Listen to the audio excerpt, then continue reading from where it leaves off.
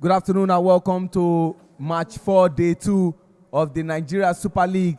And it's a battle of the amphibians, the Western Dolphins versus Southern Sharks.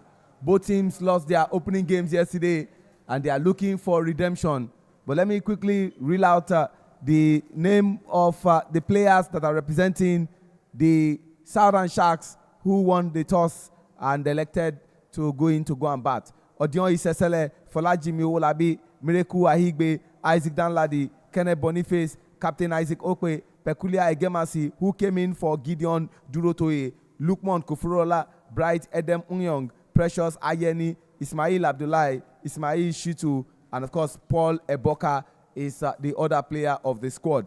And the coach is Coach Sheyi Shonde, assisted by Jamal Okechukwu. For the other team, which is the Western Dolphins, we have Vincent Adowe, the captain, Shetan Adedeji, Daniel Agiekum, Chiemele Udekwe, Unzube Nwokike, Udua Kingsley, Destiny Chilemanya, Jubril Abdullahi, Elijah Monde, Muiz Animashau, David Abibode, and God's Favor Okoro is the man who is acting as the 12th man today. Bilal Akirele is also a member of the squad, and Sheyi Adegoye. The coach of the side is Coach Leke Oyede, assisted by Justin Okere.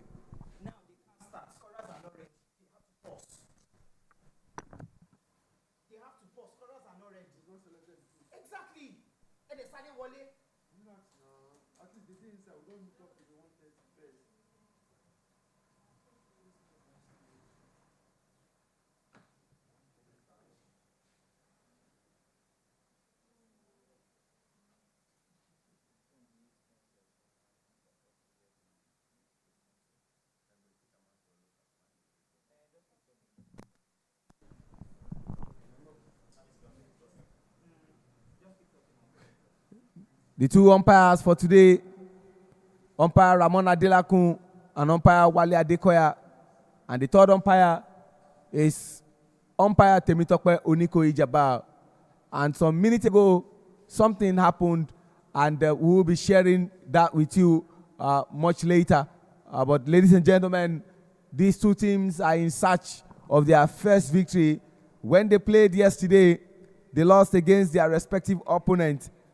The Southern Sharks lost against their opponent, Northern Lions, while the Western Dolphins lost against their own opponent, the Middlebelt Tigers. But this time around, there is a lot at stake. And they're coming from the pavilion end, bowling one of Nigeria's bowler, Chiemele Udekwe.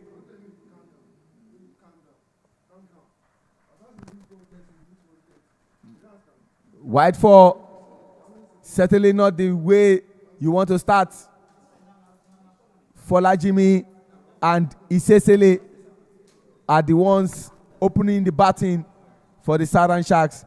And it's great to welcome the man who has spent the longest innings running commentary, Peter Oladosu. Peter, good afternoon. Good afternoon, Sheon Ajidagba. Being here yesterday, seeing these two teams battle it out. The Southern Sharks didn't really have the best of games. The Western Dolphins had a late upset, but both teams now have a chance of picking up their first victory, as neither of these sides are yet to pick up a victory yet and are on the bottom half of the table. Folajimi Owolabi, left-hand batter, the striker, and the other, Isesele, is the non-striker.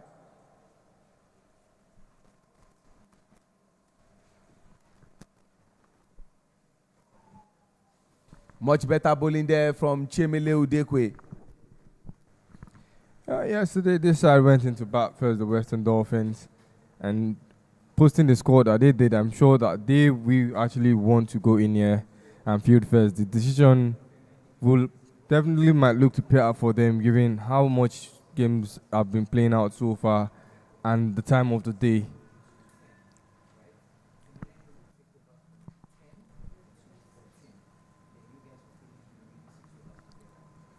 Much better approach this time. There was certainly contact, but did not travel anywhere. But we know and we see that Folajimi has what it takes to try and keep the runs sticking off the bat. No runs yet off the bat except for that wide four, which the Southern Sharks still boast about. But this game is just started and there's still many more chapters to be opened.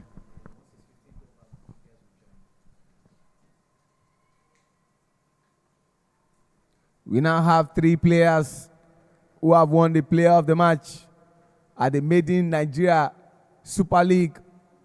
Yesterday, the battle between the Northern Lions, coached by Sheye Olympio and Onome Ogenekewe, and captained by Sylvester Okpe, defeated their opponent, Southern Sharks, captained by Isaac Okpe, and their coach, Sheyi Shonde and Jamal Okechukwu. Sylvester Okpe won the player of the match. Continuing from that form of his at the Club Cricket Committee League, where he won the league with Government College Ibadan Old Boys Cricket Club, and also succeeded in scoring 8 half centuries, including emerging as the best batter of the tournament, as well as the most valuable player. And the other game between the Middle Belt Tigers, captained by Nigeria's captain Sulaiman Rushewe and coached by coach Daniel Gim, the coach of the under-19 side, and Aziz Salako, defeating their opponent, Western Dolphins, captained by Vincent Adoye, another player of the national team of Nigeria, and having the duo of Sheye Olympio and Onome coaching. We have the player from the Middle Belt Tigers, Ehosa Agedo Destiny, emerging as the player of the match. And today, we've seen another player of the match going to Salim Salau, who plays for the Central Eagles.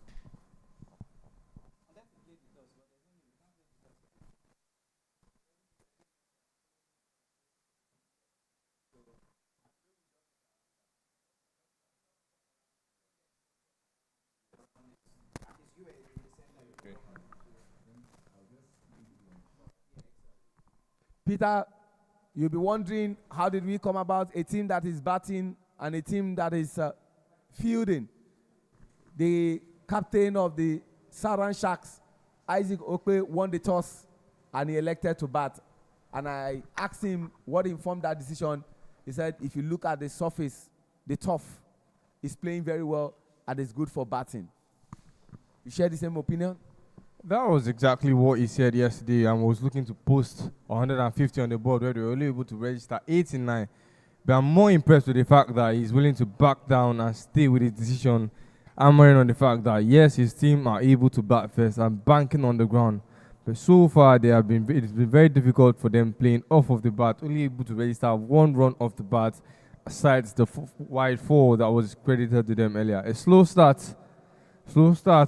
but they still got a lot of wicket at hand, so it remains to see. Folajimi did not have the best of games yesterday, going out for no runs and a silver duck. He went out on a silver duck settings. So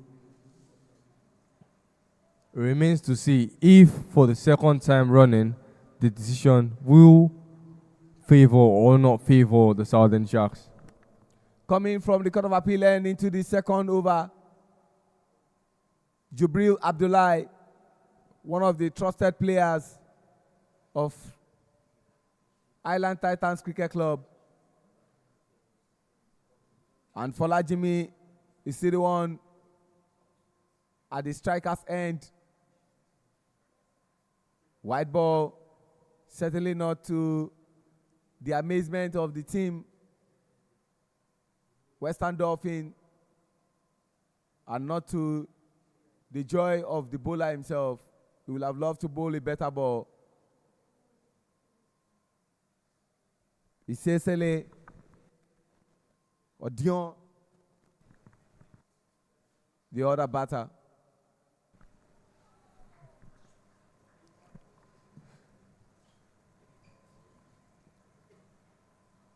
This Western Dolphins yesterday, they batted first with the likes of David, Muiz, and Daniel Ajekun staying there and posting significant figures for the team.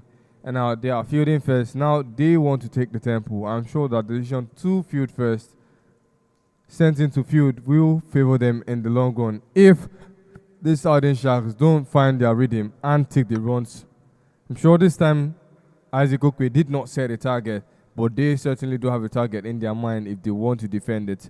Especially knowing the fact that the Southern Lions can't chase anything within the 120 range, so they really need to start putting up figures in the launch part of this game, that is the power play.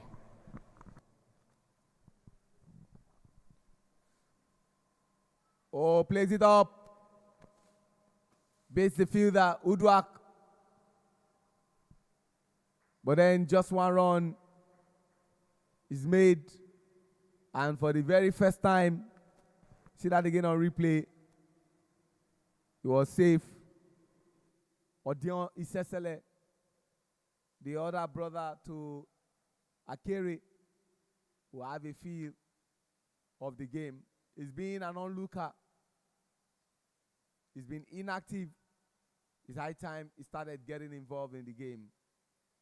And his first feel of this game will be the bowling of Jubril Abdullahi coming from the Court of Appeal end.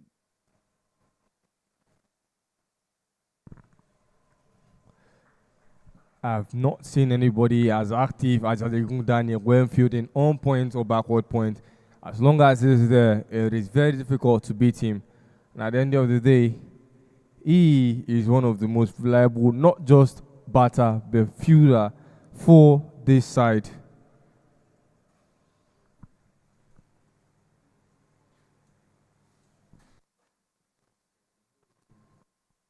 After just one over, Chiemele Udekwe, who started out as a bowler, I've been told to take a recourse or chill for a while, and we're going to have a new bowler, Destiny Chilemaya, coming from the pavilion end into the third over.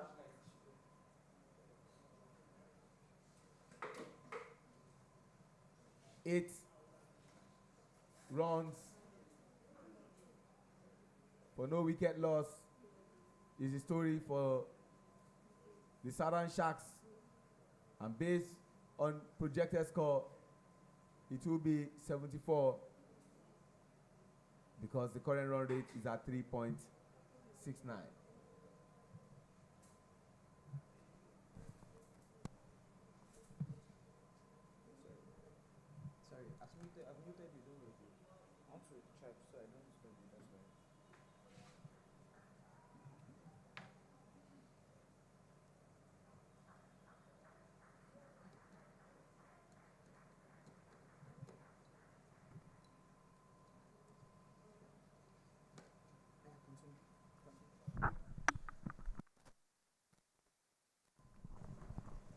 The fear of going 2-0 will be playing in the minds of the two captains. The captain of Southern Sharks, Isaac Okwe, and the captain of Western Dolphins, Vincent Adewoye. No one wants to go 2-0.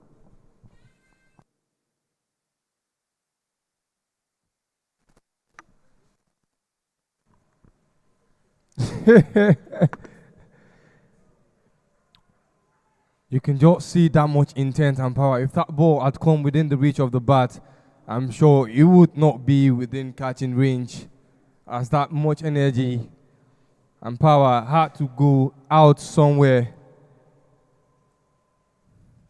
Seeing the ball bat fly out of his hands, but it's still slow starts.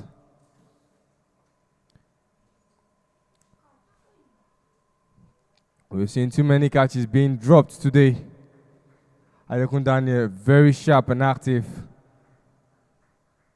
Big stretch. That ball certainly was within catching range. He already had his hands on it and somehow lost grip. Shown, funny enough, no team still, it's been very difficult seeing teams play out the power play with all 10 wickets intact. It is very, very rare in the Nigerian Super League and in Nigerian domestic cricket as well.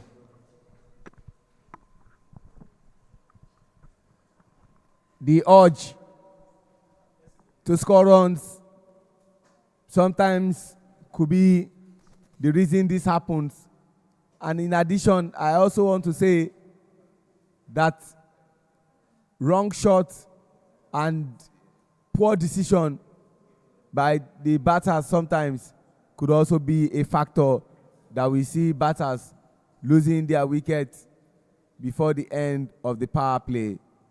But as we speak, we are getting into the third over, and no wicket has been lost yet. Oh, lovely piece of fielding there. But in spite of that effort, it still ended for 4.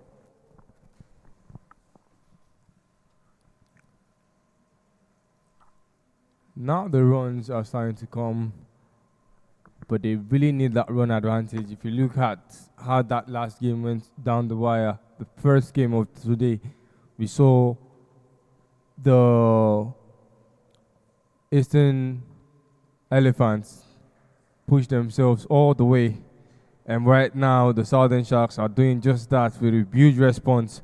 Already, it is 20 runs on the board and the end of the third over. No wickets they've lost yet. The slow start, but certainly they are compensating for that.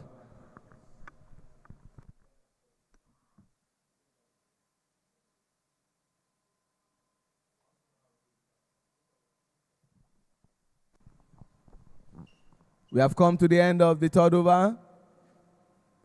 And a few highlights of what we saw.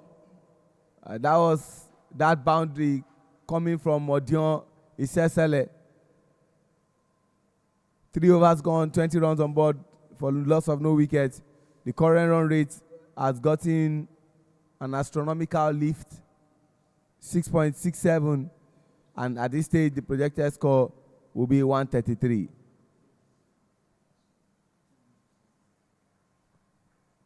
Jubril is back from the Court of Appeal end into the fourth over, but more importantly, his own second over.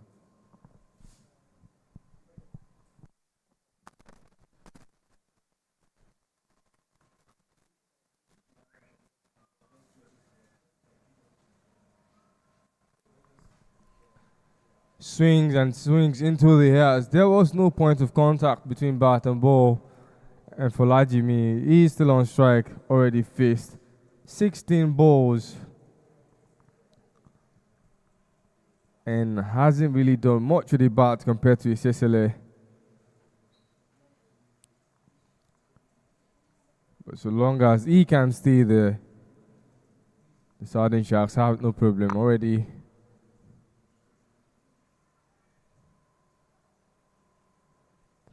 A run out chance. I was lucky escape for Folajimi. Is desperate to get the ball taken. He's away and knows that he has not done much of a contribution with the bat. And he'll be looking forward to doing that. Each time he dots a ball, he knows that it is not just the pressure on him, but for the entire team. And that will compel Sesele to try and compensate whenever he comes on strike. So he has to do his own fair share with the bat.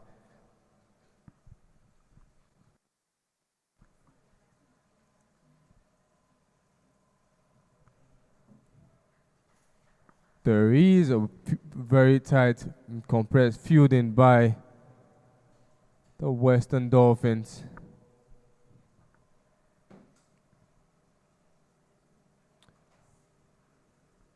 They have only one outfielder. And the only outfielder is at third man, and that is Idukwe. And now they're using, for the first time, they're using a deep mid-wicket.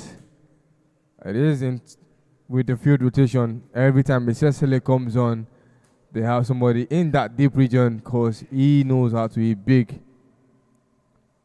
It doesn't go there, but this time travels within the backward point region as Ajekundane could only stare and I escort that ball to the boundary. 4 runs off the offside field. And Southern Sharks our level.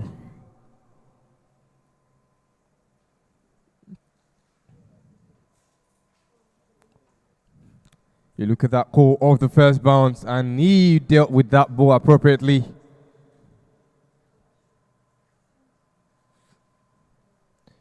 No maximums yet. The only team yet to score a maximum in this tournament, the Southern Sharks.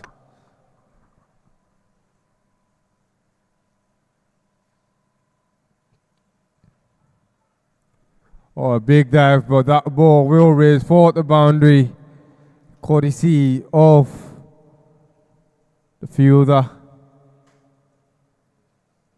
Big flick by Folajimi.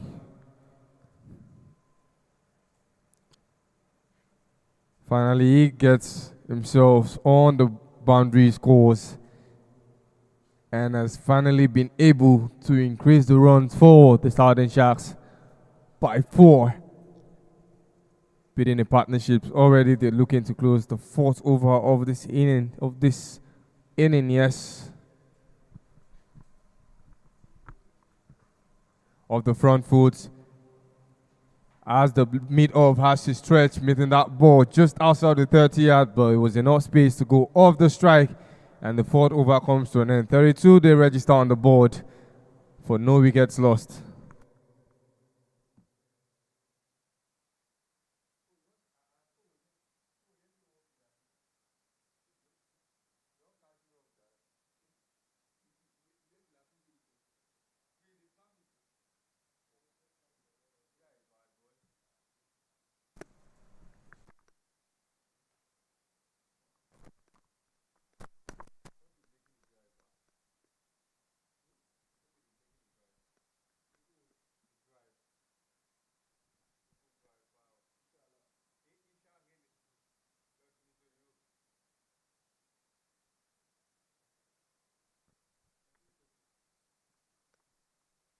The game we're waiting for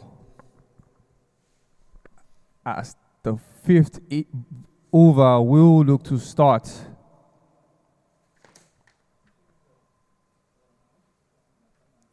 The captain coming in the power play over, Vincent Adewoye from the pavilion end.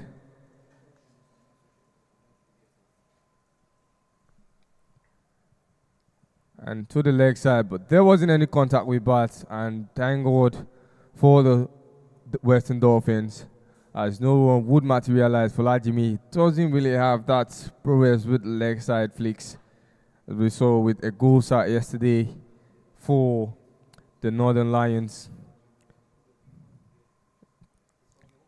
He's desperate to come on strike, already into double figures. He's contributed 14 of the runs off his bat, and Folajimi executes nicely with a very beautiful lofted shot. 1 bounce, 2 bounces, and crosses those boundary ropes. And that is 4 more runs. Vincent getting a taste of the second 4 of Folajimi's bat, licking that ball high and above the infield settings. And that adds 4 more runs to the board for the Southern Sharks. A lot of by-runs and extras have been fed to the Southern Sharks.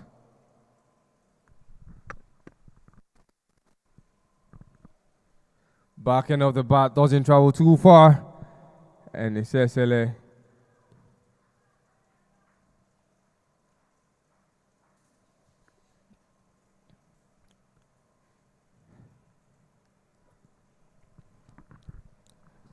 The field setting is primarily on the offside, as there is an off-fielder in place, a long off-fielder that is, and the third man. Basically, will look to stay on the offside, and he's been doing just that consistently, to point out.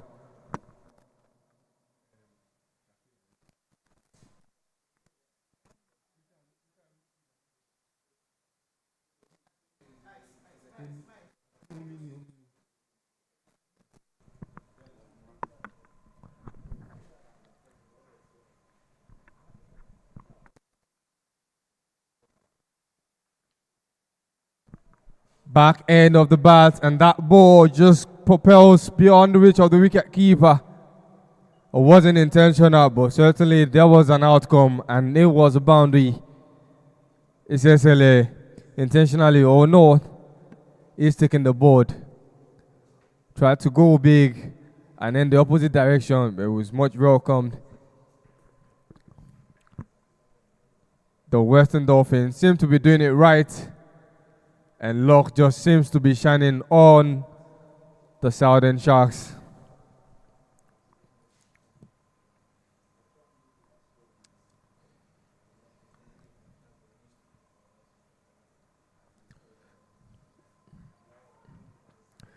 Take your time, says Hilaire. Do not rush. And he's back, taking the stance and the batting crease.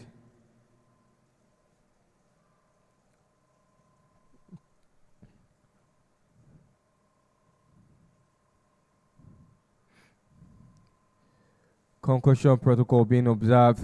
Essentially gone down with that ball, and the contact point was the helmet, and the umpire has to call for a dead ball and observe. Essentially seems to be standing on feet and might look on to continue this inning.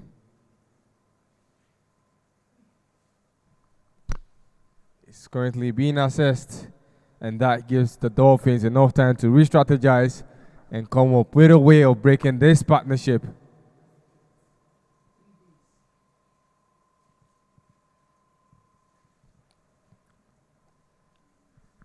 The Western Dolphins will ask themselves what they are not doing right.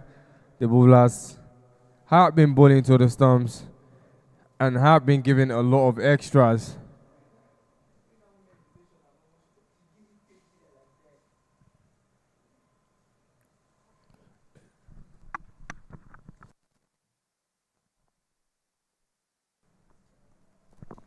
Assessed and confirmed. Essentially will continue with Folajimi on the strike end.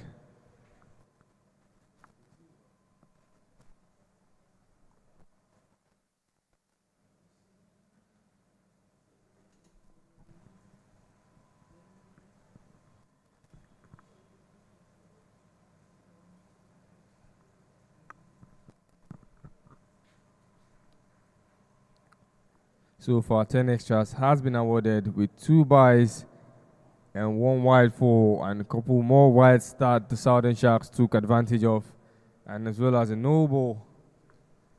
A 10 out of this keeps the total at 29, which means that 10 runs have been gifted to the Southern Sharks.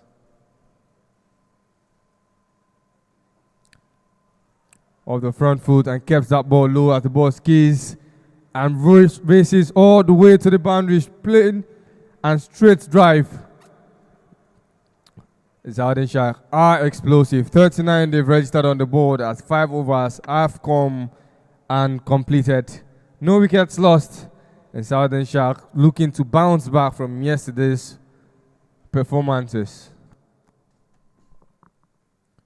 Thank you very much, Peter. And just when you were asking a very germane question, that can we have teams play out that power play without losing a wicket, your question was answered, and that voodoo, that reoccurring situation where batters will lose their wicket, or wickets as it were, in power play continued. Folajimi, after sending that ball to the boundary for 4, has lost his wicket after facing 19 balls and scored 7 runs. Now they are 43 for 1. And that's the story. And one question that has been raised: can batters play out power play without losing wickets? Unfortunately, we continue to live with that situation.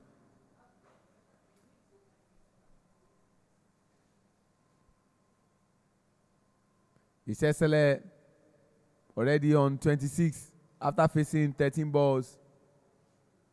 He's on 200% strike rate.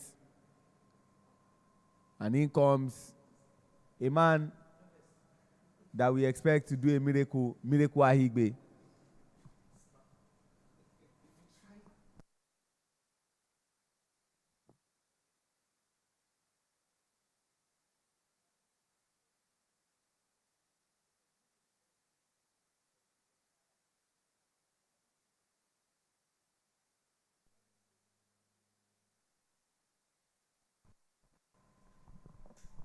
In comes a new batter. Miracle Aigbe. And out goes Folajimi. He has ended his own race as far as batting is concerned. On to the next one, which is when his team will go into go and field. Destiny Chilemaya has his own destiny in his hands to get wickets, and the other man will be looking for a miracle. The question is, which will eventually play out? Will it the man who has destiny with the ball, or the man who has to perform a miracle with the bat?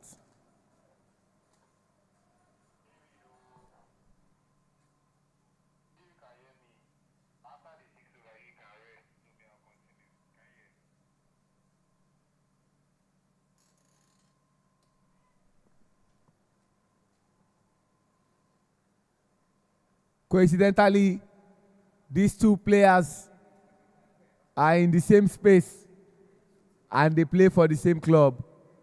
Miracle Aigbe used to play for Ibeju Lekki Cricket Club 1, but the season just gone by, the 2025-2026 Club Cricket Committee League season, he played for Federal Government College, Warri Old Student Association, the same club Destiny Chilemaya plays for. So they know each other very well.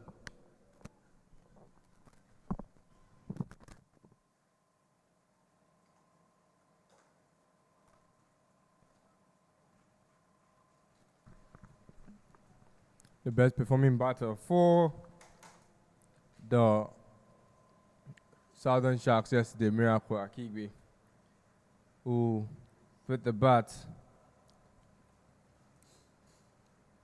posted 22 of 30 balls, and that was the highest individual score, the second highest individual score anybody for the Southern Sharks was able to put up. Danladi Isaac put up more, 26.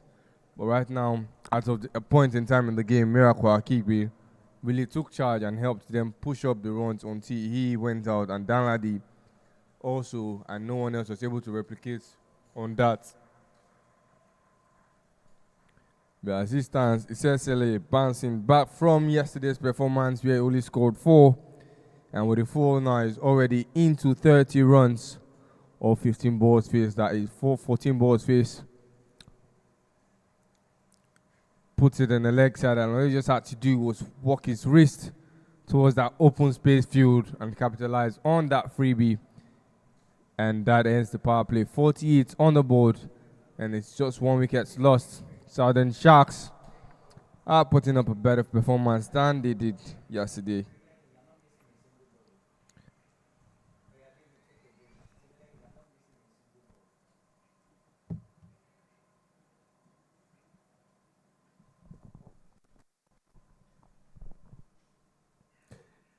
The first game for today, which was the first game for both teams, Central Eagles and Eastern Elephants, was a very frenetic, tantalizing, thrilling, and entertaining game. And that would have been the first time a team posted 157, lost the game. What a cruel way to lose by the Eastern Elephants. They lost that game by 1 run. At some point in time, we thought we were going to have a super over. But unfortunately, that did not happen, courtesy of Ridwan Mohammed. Appeal by Vincent Adewoye. They call him Vinny. But that appeal did not get the attention of Ramon Adilakun. You need to see his body language. An uninterested Ramon, he just want the games to continue. Yeah, certainly there wasn't any contact between bat and ball, and he saw it as well as we did from here. So it was clear. Udua Kinsley with a very good stop. As the power play has come to an end, so has the fielding setting expanded. Only one fielder behind the wicket keeper and the deep, and that is the third man.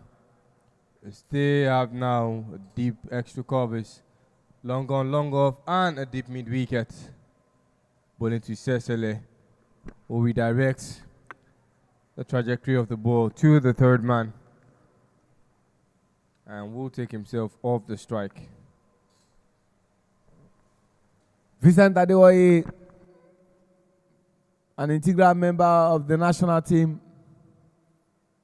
and one of the elite all-rounders, elite batter, elite bowler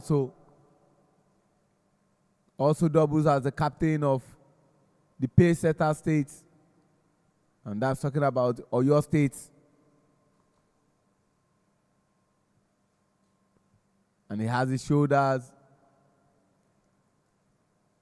to carry this entire Western Dolphins as he continues to bowl.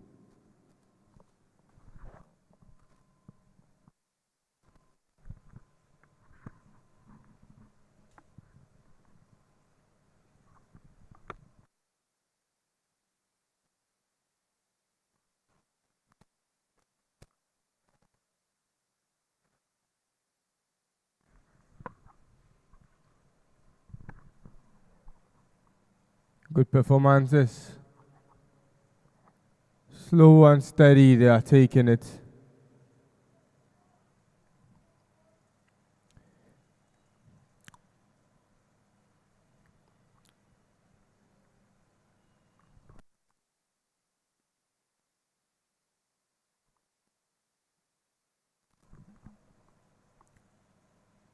No ball flagged by the umpire.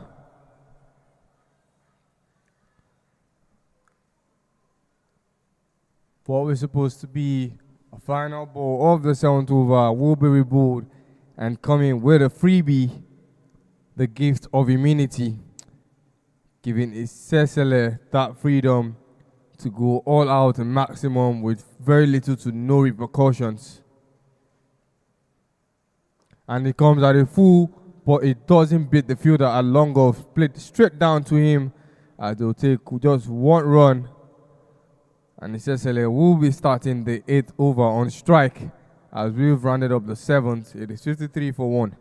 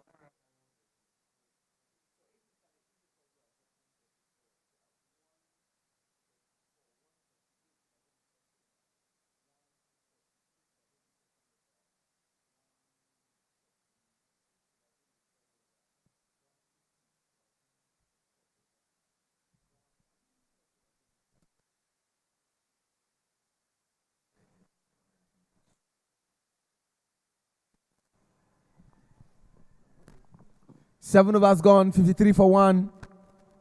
The only one wicket is the wicket of Folajimi.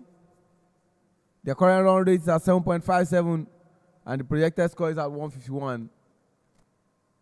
Aigbe, Miracle, and Isesele Odion are the ones batting.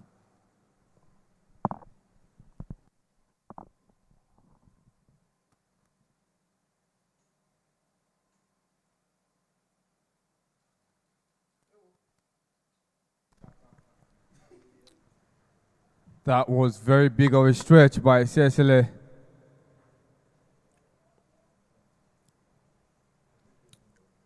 Done that on multiple occasions almost meeting that ball at that region, but the ball stayed quite wide off. And you can tell he's hungry to add more to the board. He's not just comfortable. Two is not enough. He wants more. No successful contact with that ball as that ball is dotted. And the field is just waiting. Compressed field setting for Isesele. The outfielders are spread out to the maximum as the infielders are trying to close the gap within themselves as possible, trying to limit balls that go outside of the inner ring.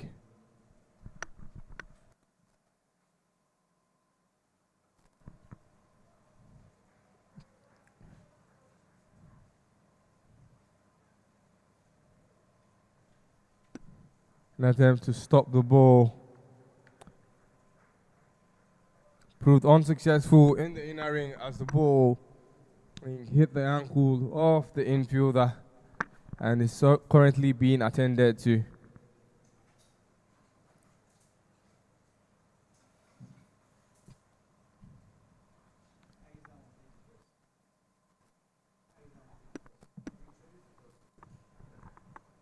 And quickly we want to see, we've talked about it, but want to see what really happened in the middle during the toss. Battle of the amphibians is the Southern Sharks versus the Western Dolphins. And I have here with me the captain of the Southern Sharks, Isaac Okpe, the captain of the Western Dolphins, Vincent Adewoye. Our third umpire for today, umpire Temitope Oniko Ijabar. My name is Oluwaseun Ajilagba. Let the toss begin.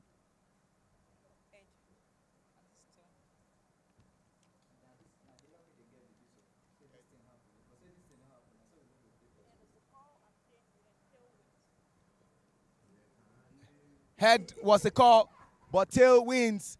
I have here with me the winner of the toss, the captain of the Southern Sharks, Isaac Okpe. Isaac, you won the toss. What do you want to do? Yeah, I'm batting first. What informed that decision to bat first? Like we've seen TBS. TBS is a good batting track, so if we get a good total on the board, it will be easy for the bowling side I have to defend. Do you have any changes from the yesterday's game? Yes, just one change. Peculiar comes in for Gideon. Thank you very much. All the best to the captain who won the toss. And of course, I have here with me the captain of Western Dolphins, Vincent Adewoye. If you had won the toss, what would you have done? Well, I've batted too. You'll have batted too. But now that you are not batting, what do you intend to restrict your opponents to? The bare minimum. The bare minimum. Are there changes to your side? Yes, Okoro is out, and then Okoro is out, and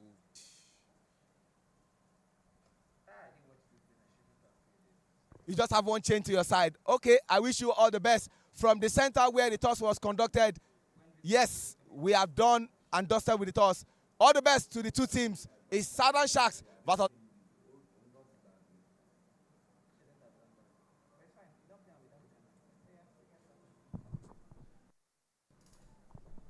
Thank you, super producer. And that was from the center. All that happened and all that you need to know concerning this game. 7.2 overs gone, 56 for 1. Projected score at 153 as the current run rate is at 7.64.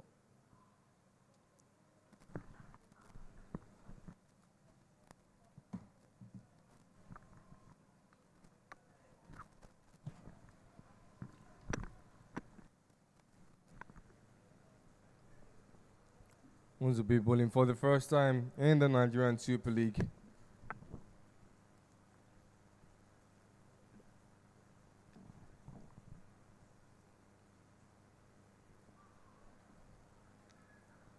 Late Nick as that ball crawls to the ropes.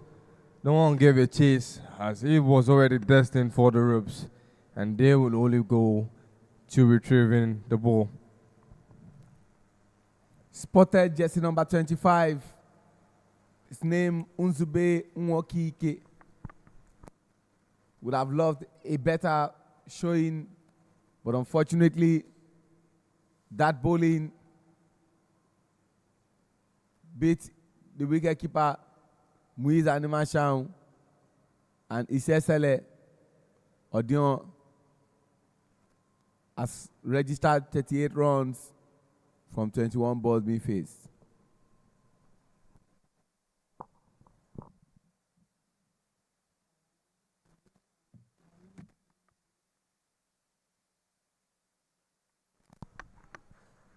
Beautifully punched and goes straight to the long fielder. They will add 1 run to the board.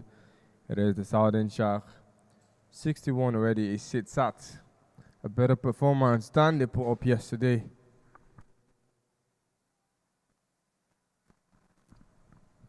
At this point of the game, they were not even close to 40, sitting at 36. Now, even better, they're ending the 8th over with 61 on the board and 1 wicket lost.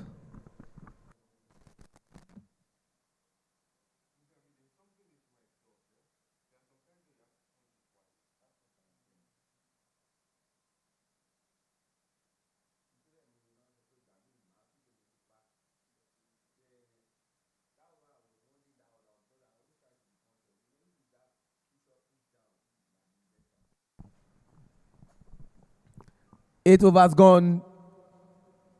Southern Sharks are 61, and just 1 wicket has been lost for Lajimi Uwolabi. But currently batting, Miracle Aigbe has faced 8 balls and scored 3 runs.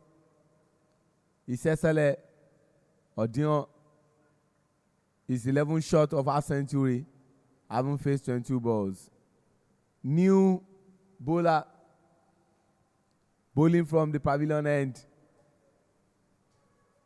Nigerian international, playing for Island Titans Cricket Club, having once played for Ibeju Lekki Cricket Club 1, as well as Government College by the Old Boys Cricket Club. Sheson Adedeji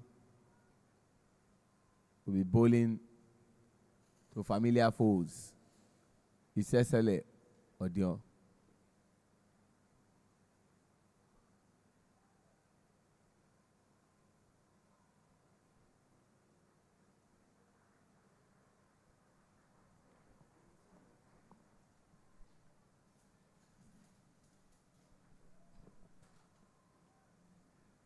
Not the perfect way to start.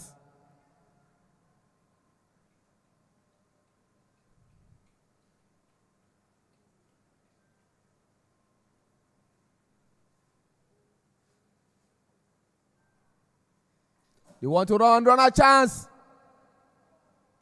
Opportunity missed.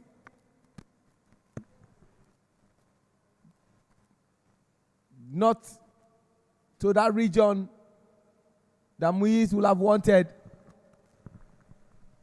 Desperation saw him throw that ball quite too high from the wicket keeper's grasp. If he had gone towards the wicket, maybe that could have been actualized, but it's giving the Cecily another life in the popping crease.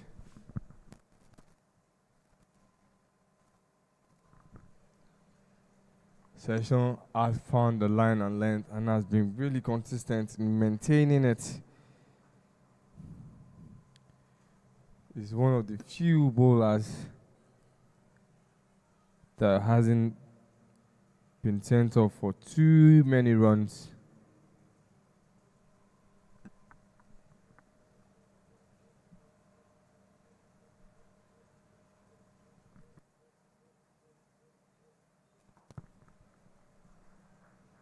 Shuffles forward and is rewarded beautifully. Ahibe. Isesele. Ahibe shuffles forward off the front foot and directs it just past it enough in the region that long off couldn't race in and stop.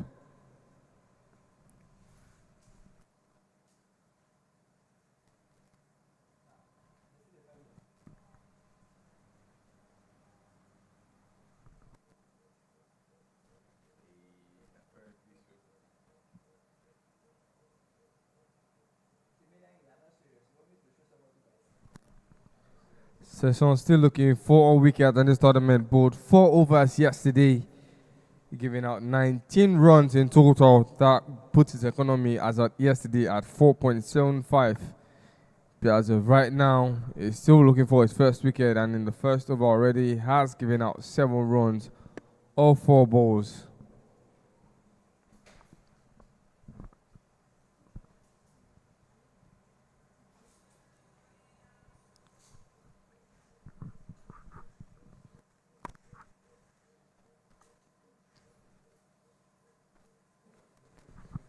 Played it off the back foot with a late cut, and that flick gives enough space for them to take a quick single. The Southern Sharks are definitely not slowing down. They want to pick up on yesterday's performance and seeing the kind of score that the Western Dolphins put up on the board. They know that this time around 89 would not be a realistic score to set to defend against the side who hit 129 yesterday.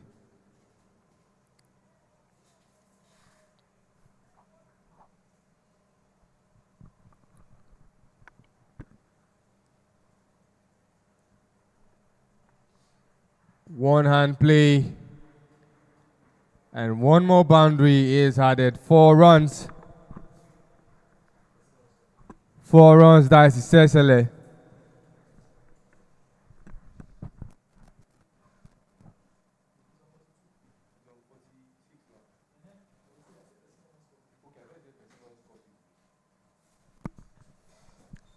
In that replay, you could see Cecily was attempted on several occasions playing outside wide and extra wide balls. Certainly did make contact, finding the gap. There was no deep point to have combated that ball. That is 4 more runs, 73. And the previous game, they didn't have this 73 until the 17th over.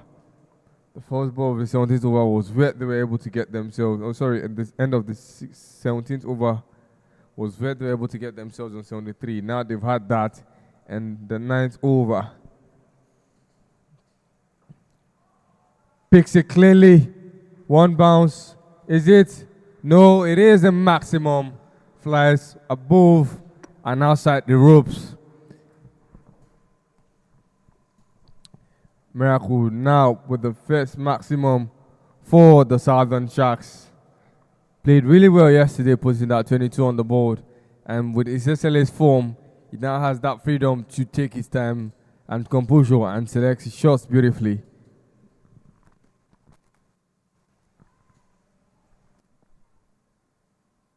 A hunt for a direct hit still with waivers.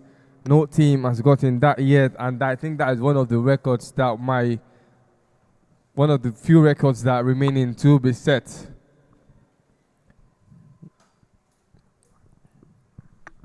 Miracle Aigbe becomes the first player for Southern Sharks to score a maximum, and the first player to score a maximum today. And when you want to look at it, the way the Western Dolphins started and how things are panning out, you want to say Southern Sharks are moving on the ascendancy.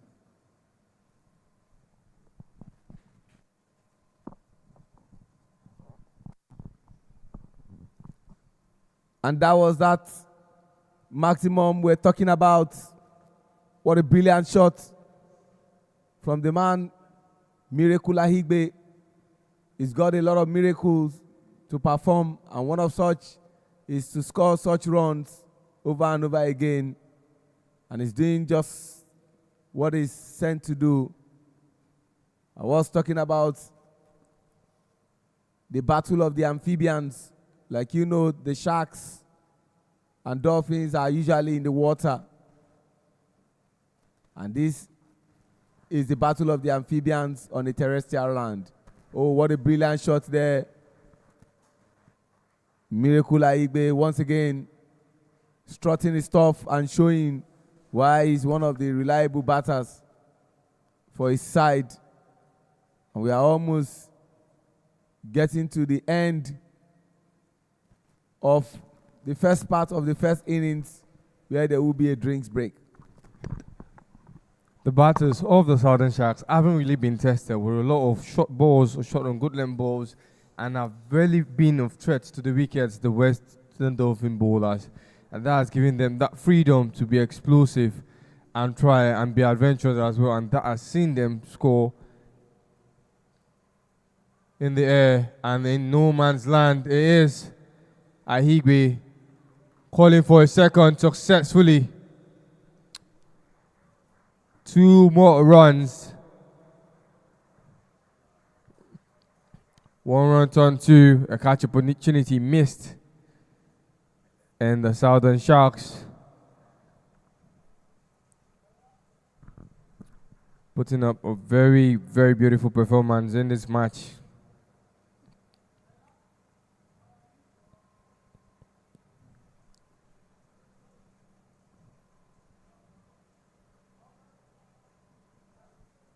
"13 boundaries in this first 10 overs with 1 maximum coming from that.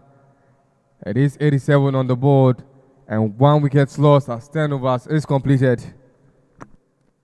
As it stands, the projected score would be at 174 as a result of the current run rate staying at 8.70.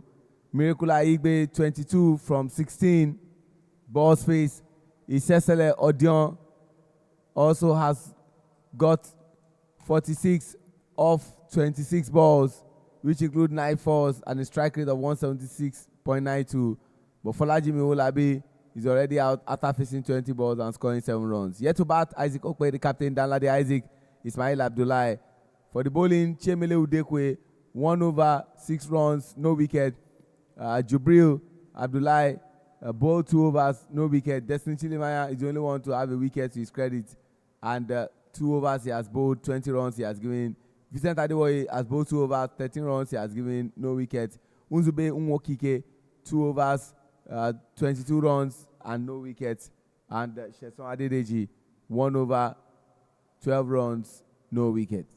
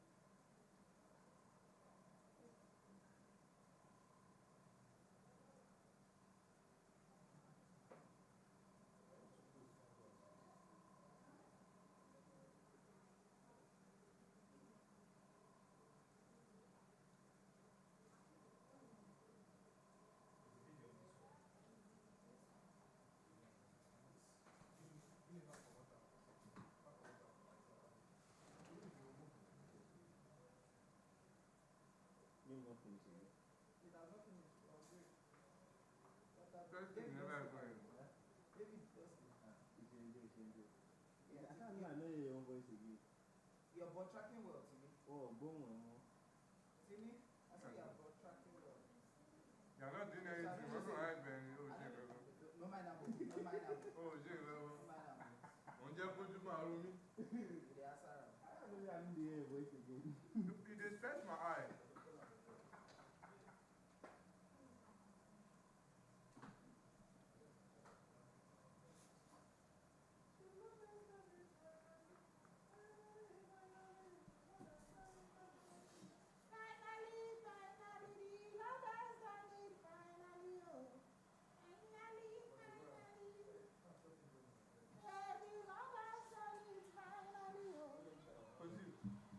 Those girls really can't. Now they're the Nigeria. No, not the devil. It's in the second place now. So they did southwest and the southern side. They did it. Fear catch you. Those are those ones. Fear catch Try you. those ones. And I see. They try to play with Fear catch you. They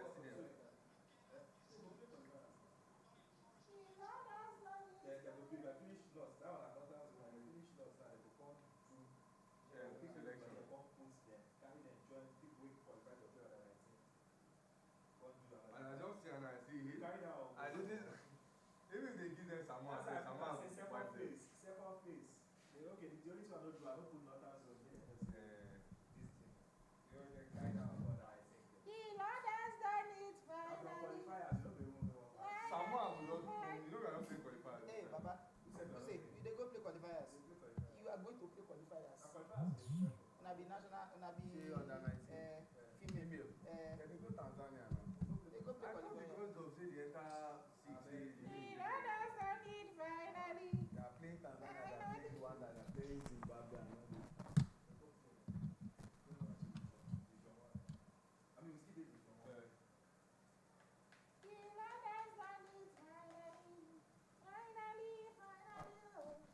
Yeah, the Lord has done it finally. Bruno Fernandes at least was here 20 Okay, Abajo.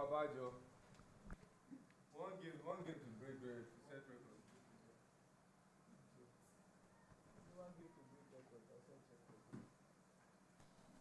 See, our Twitter ad cost $10 per. Yeah. And so you don't know.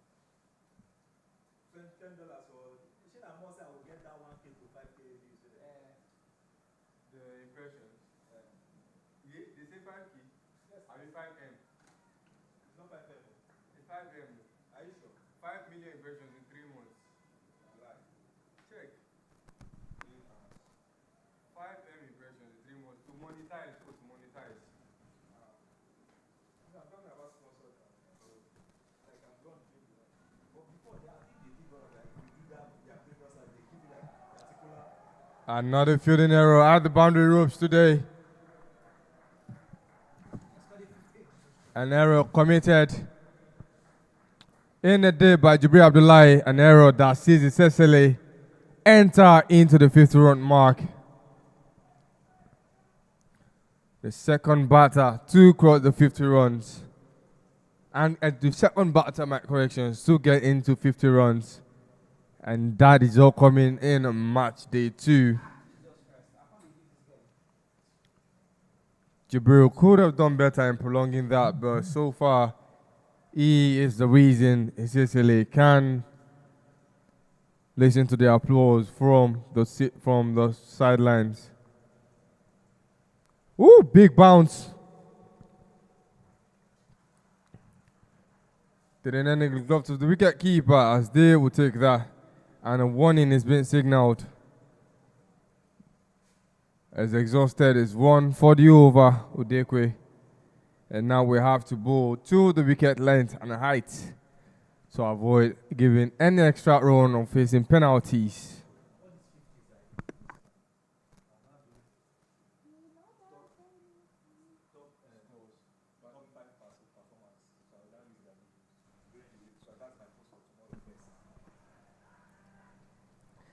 It is Daniel Ajekun we're talking about. It is very difficult to beat in any fielding position that he's been fixed at. That is a one-man army you see right there, Daniel Ajekun. Currently, the only infielder on the leg side. Fielding at mid-wicket. It had on the deck, but wasn't dangerous to the bowler. 2 more balls to go. Odekwe in control as things stand. The runs haven't been racing as they started off. 5 runs only. And Southern Sharks have done better than they did yesterday, but there's still a long way to go. And many more balls as well as wickets at hand.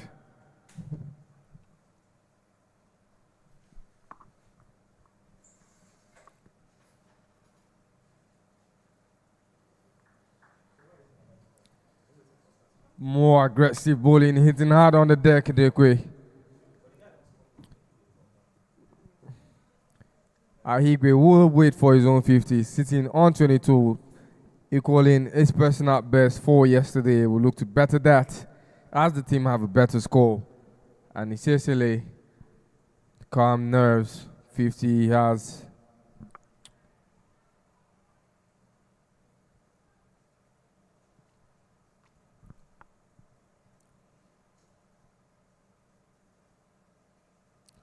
Up in the air after that big bounce and punished, sent to the boundary, the second maximum of the day for the Southern Sharks. And it was scored by the initiator, Ahigwe Miracle. 98 is what's on the board after 11 overs, and it's just 1 wicket dropped. It had on the deck for the 3rd time, and this time it was very much punished. Off the back foot, a huge maximum result.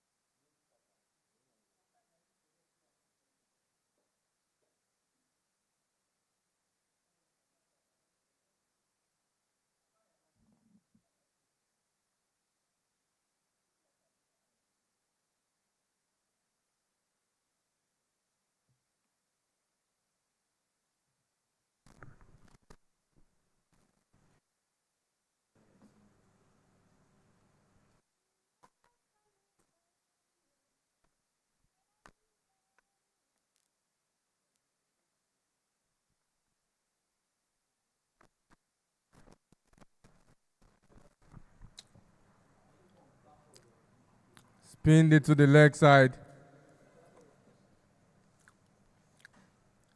And mate, that is the easiest foul I have seen today for Isesele. All he just had to do was amplify the direction of the ball and put more power behind it, courtesy of his bat. And that has 4 more runs. This time much straighter and no consequence. No run added.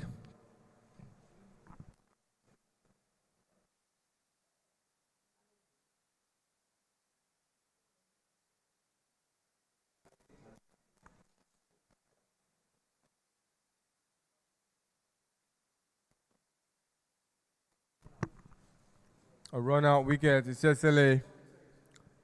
Stump. Feeling very confident. He's been shuffling a lot today, and this time it backfires.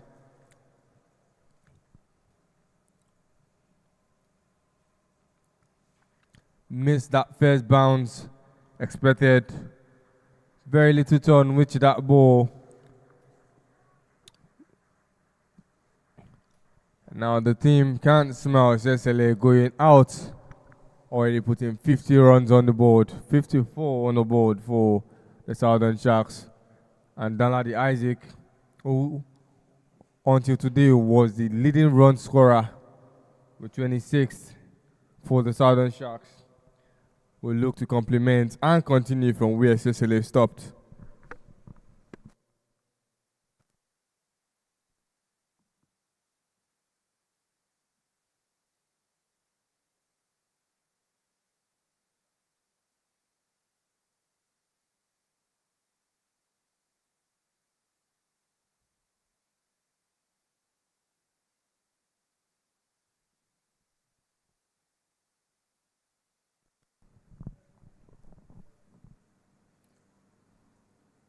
Monday Elijah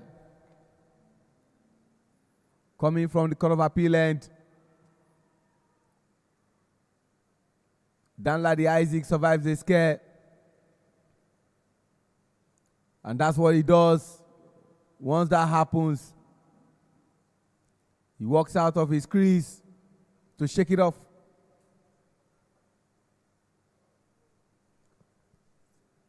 We call him Mr. Stabilizer.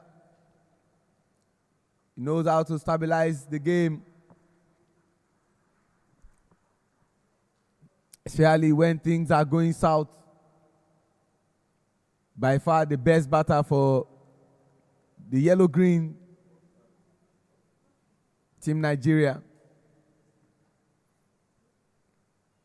No doubt he won the best batter at the second West African Trophy. And ladies and gentlemen, he strikes again. Elijah getting the wicket of the 2 batters who have become tormentor-in-chief to them. First, it was Akere Odion, and now Miracle Aigbe.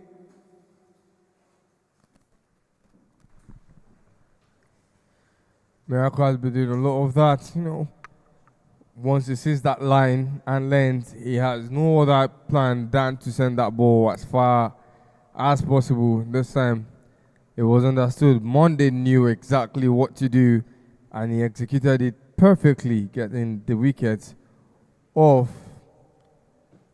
Miracle. And now Kenneth Ahigbe is coming in.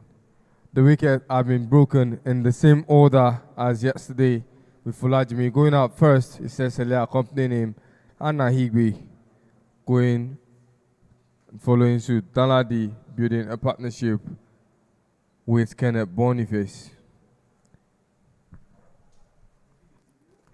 3 batters on this team found themselves on the bad side of the record, on the wrong side of the record, to my corrections, with Gideon Duty going out for a golden duck, Kenneth Boniface a silver, a bronze duck rather, as Fulajimi went out yesterday for a silver duck. And now all of the teammates will look to make and improve on yesterday's performance. Scooped behind, but there was a fielder at the final leg region. Only 1 run, Kenneth Boniface on strike for the first time in this match. Yesterday, it was a total bad day at the office for the Southern Sharks. They never crossed 100. But today, the team has scored 104 and has just lost only 3 wickets. As at this time yesterday, the entire team could not even score 90 runs.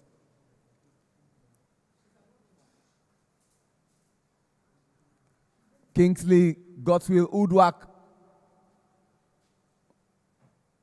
one of the integral players of the team, Oyo State. And what a lovely cutback there from Danladi Isaac, sending the ball to boundary. And now we have 2 partnership. Kenneth Boniface plays for Foundation Cricket Club, the oldest cricket club in Nigeria and the most successful cricket club. 40 years celebrated. And of course, Danladi Isaac used to play for Foundation Cricket Club before making a switch to Ibeju Lekki Cricket Club 1. Missed opportunity there. Another missed run-out chance. But what does Danladi Isaac and Kenneth Boniface have in common? They both represent the team from Kaduna State.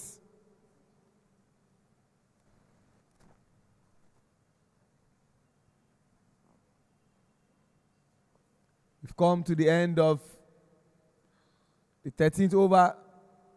At this stage, the projected score is looking at 173 because the current run rate is at 8.65.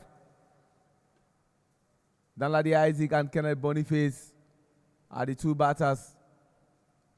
And back again from the Court of Appeal end, Elijah Monday, who hope to break this partnership just as he broke the partnership of Akere Odion and of course Miracle Aigbe.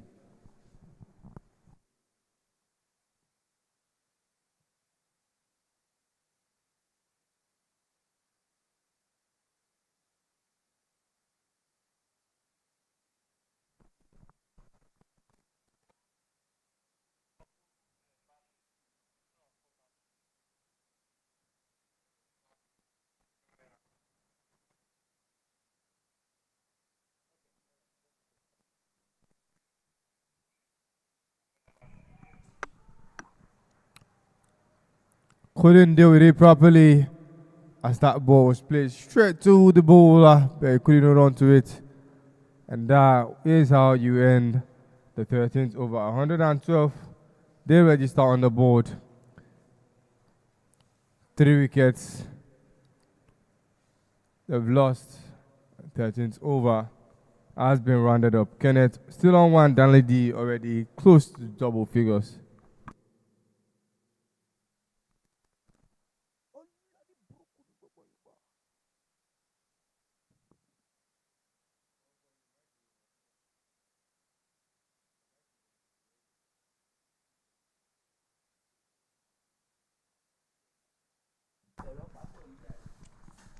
Caught behind Udekwe, chasing to the boundary, and certainly does stop it. They will settle for runs completed between the stumps.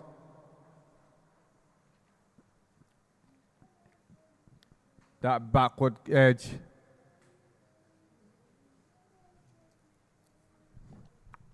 Danladi Isaac isn't even trying to settle down in, has gotten himself ticking already into double figures as they completed 3 runs in that stride.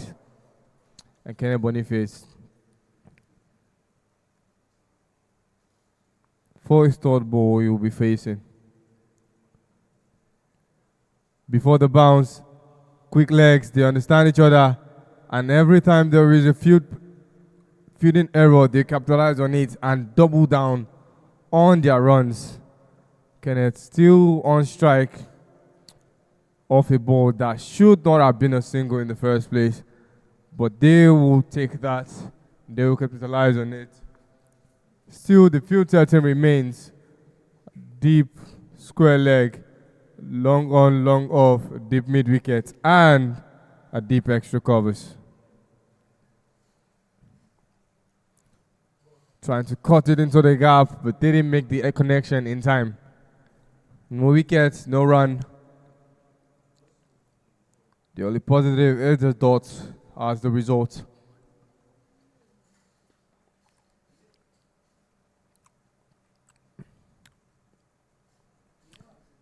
Losing the first game, both teams, they know, and it's only one round of fixtures, and they are aware that you need to win games, as many games as possible to qualify for the playoff rounds. There are 6 teams, 5 fixtures for each side ahead of the playoffs.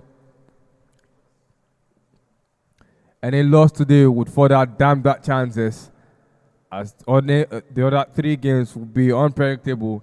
And so each team here wants to keep and maintain a fighting chance. A loss in any other game after this one would not be what any team is looking for. The Dolphins understand that, and I'm sure the Sharks do as well.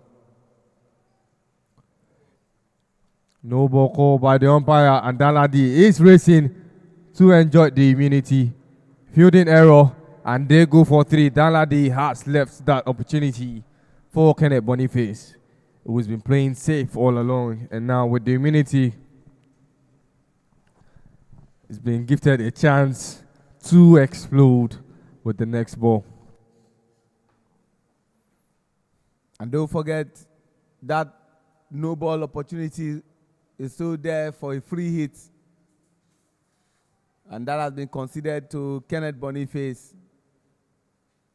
As a matter of urgency, the Western Dolphins need to do something about this. And he makes good use of it by scoring 4 runs to add to the total of 122, which brings them now to 126. 14 overs gone. 6 more overs to go.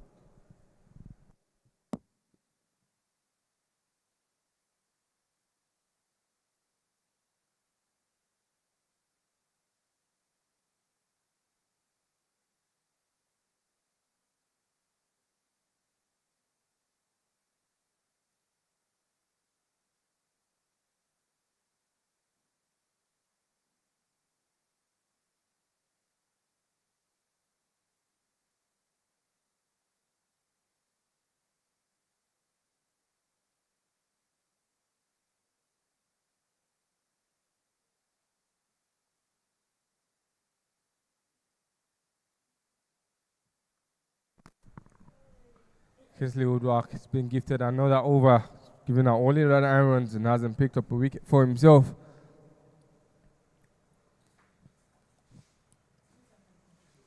Spinner to spinner.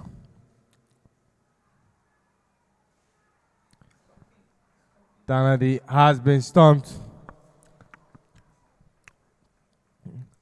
Couldn't maintain the back foot placement and has suffered the consequences.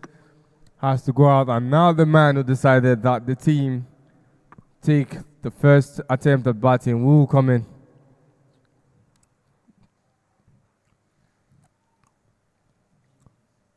Trying to redirect that ball was a costly move, as he wasn't in a position of safety and has lost another wicket as we are in the 15th over of play. Isaac Okwe, a lot of batters for the Southern Sharks. Didn't really have the best of game, with Isaac Okwe being one of them, only registering 2 runs yesterday. And today is being given another chance to cause havoc with the bat. But we also have to give credit to the wicketkeeper of the Western Dolphins, Muiz Animashan, who also doubles as the wicketkeeper of Ibeju Lekki Cricket Club 1. Quick fingers, alertness in ensuring that batters like Akere Odion and Isaac Danladi lose their wickets as a result of that stumping is quite commendable. And in comes another Isaac, from one Isaac to another Isaac. But the only difference, one is a Danladi, one is an Okwe. But what do they have in common? They both represent Team Kaduna.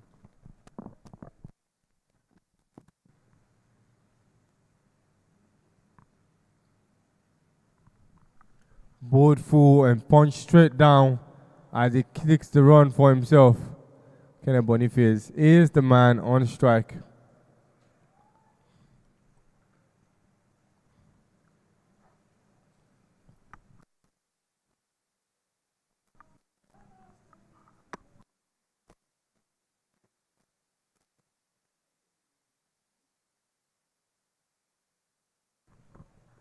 Beautifully played. Kenneth Boniface finds that gap backward and square cuts it. Taking 2 and getting into double figures, the young lad.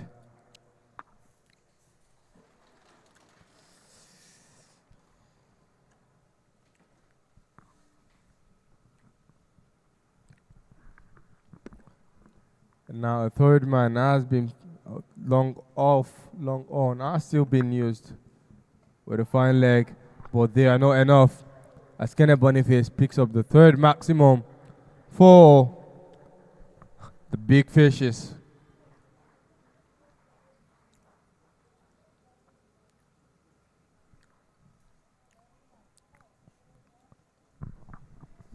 The replay will help you appreciate what this under 19 player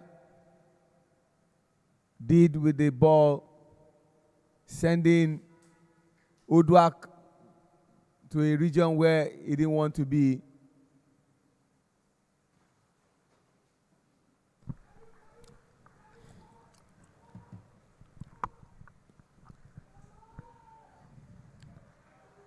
Since coming in at the second ball, Isaac Okwe has not been on strike, running between the stick twice. And we will start the 16th over on strike. For now, it is the end of the 15th over, 137 on the board for 4.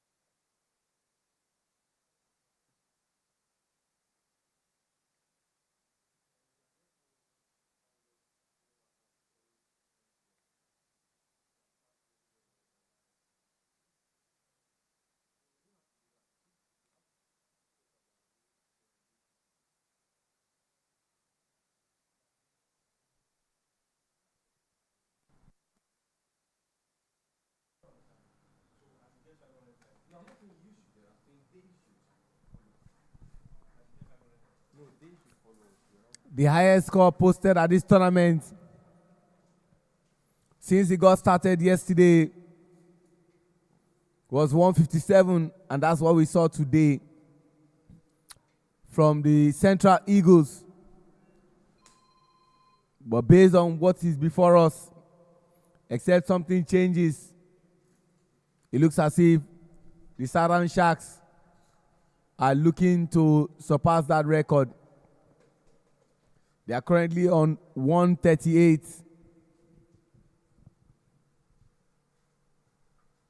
Into the 16th over with 4 more overs to go. But more importantly, Kenneth Boniface and Isaac Okwe batting.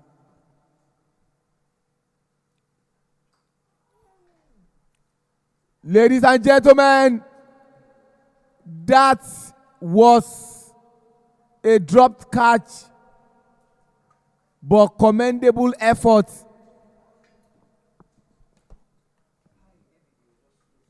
That would have been a brilliant catch.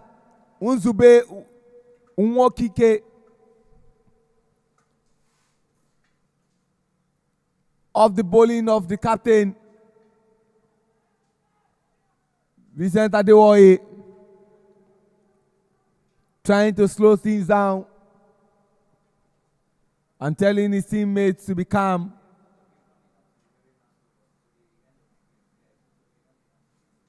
One thing is for sure, we are in for a testy tie in the second innings. Lovely piece of fielding there, and just one run, and more importantly, that beautiful throw into the waiting hands of the wicketkeeper.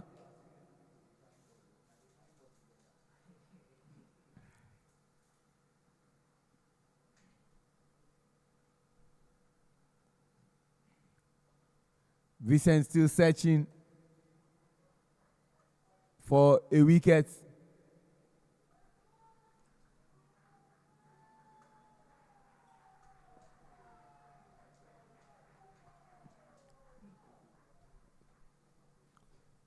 (142), 16 overs gone, and if anything is to go by, they need 16 more runs at least to surpass what the other team posted. Folajimi Olabi, 7 runs he got before he lost his wicket, 20 runs balls he faced. Isesele Odion, 54 runs from 31 balls. Aigbe Miracle, 28 runs from 21 balls. Danladi Isaac, 15 runs from 9 balls. And currently batting Kenneth Boniface, 21 runs from 13 balls. And Isaac Okwe, 3 runs from 5 balls.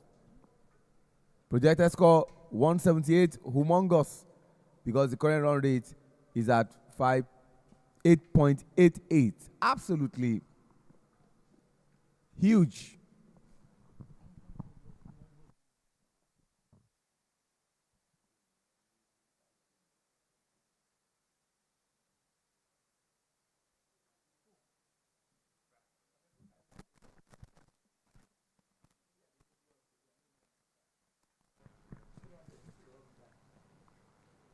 He's out on the deck again. He's done that several times and he's been punished. And Isaac Okwe, who is just coming in not too long, has continued from that. Dekwe needs to go after the stumps now, more to the stumps and less towards the batter's body. Just played across and into the gap. It pierced, and that was 4 runs.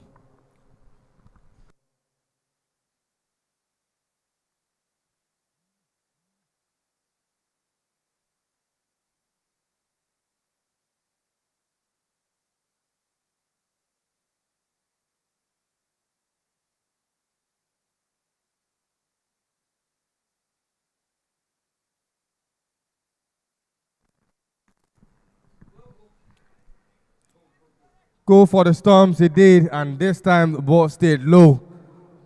And the wicket of Isaac Okwe has been dislodged.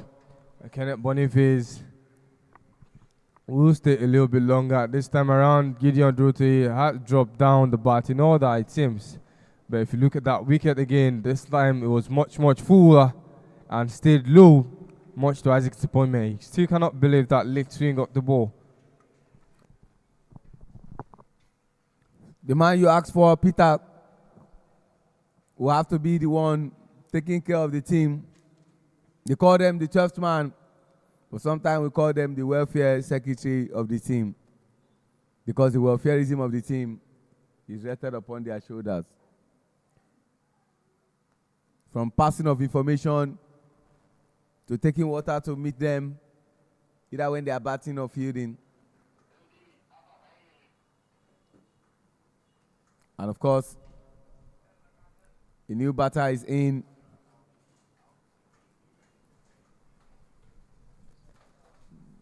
Bright Unyong.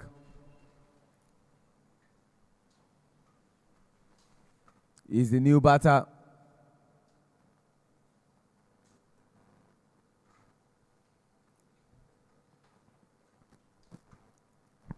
Bright Unyong, for those who don't know, won the best batter at the 5th Professor Jide Bademosi Under-19 Southwest tournament in Ibadan.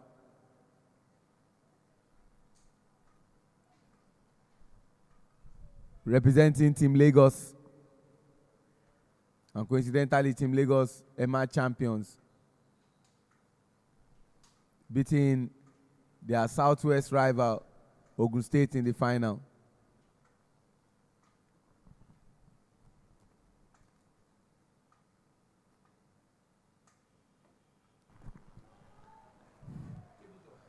Already understands the Dekwe's plans. Seen it earlier with the ball that took out Alex Gokwe. At that length, that ball isn't coming up, and he expected it. And Bright Uyong will take the ball very slowly. See at where he started run himself, but Kenneth has already been explosive from going from a bronze dog to 21 of 13 balls. There's been a lot of back to the drawing board activities for Southern Shark, and it is showing in the way they are playing.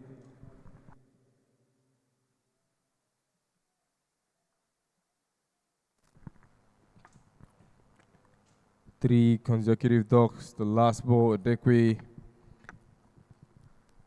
getting that much needed wicket of his, hasn't picked up a wicket yet until the wicket of the skipper for the Southern Sharks.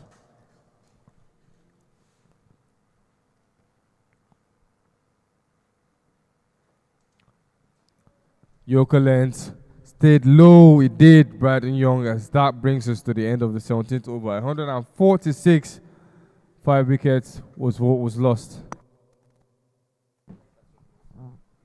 Current run rate 8.59. The projected score is 172. Brighton Young has faced 4 balls, scored no run. Kenneth Boniface faced 13 balls, scored 21 runs. The two are expected to take them over the line, but more importantly, score a lot of runs. That will be easy for them to defend in the second innings.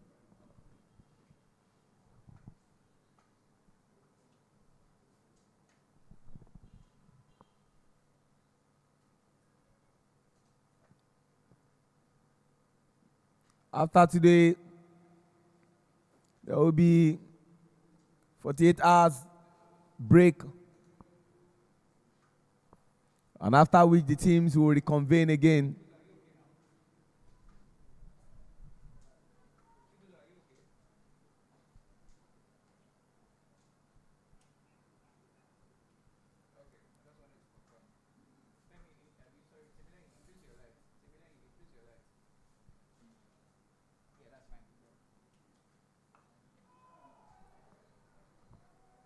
Ladies and gentlemen, another ferocious maximum. Destiny Chilemaya sent to a region he never wanted to be, but that's where Kenneth Boniface wants him to be, and they are just some few runs to becoming the team that has scored the most runs at this tournament. Yesterday was just a toast. It was just a toast. And today we're seeing more explosiveness and more competitive play and more runs on the board by each team. Southern Sharks, the team that were only able to register 89 on the board yesterday. Currently they have 152, and it's still not yet the end of the over. It's still about 2.4 more overs of play.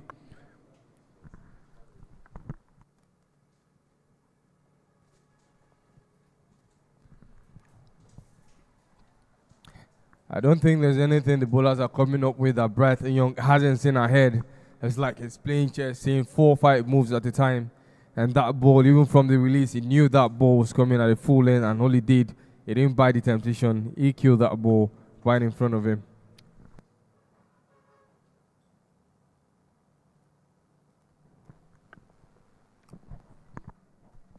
That was white ball from Destiny Chilemaya. And I was sharing with you some of the fixtures you should be expecting. Immediately we take a 48 hours break to reconvene by God's grace on Wednesday. It will be the turn of the Northern Lions.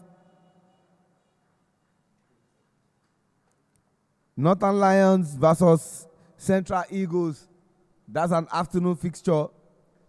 And the morning fixture, we'll see the Eastern Elephants, who narrowly lost today by 1 run, taking on the Middlebelt Tigers. So that is a battle of Taiwo Mohammed and Sulaiman Rushewe. And later, the Northern Lions versus Central Eagles. It will be Peter Aho coming face to face with Sylvester Ukwe. Battle of 2 teams who won their opening games and are looking for the second win.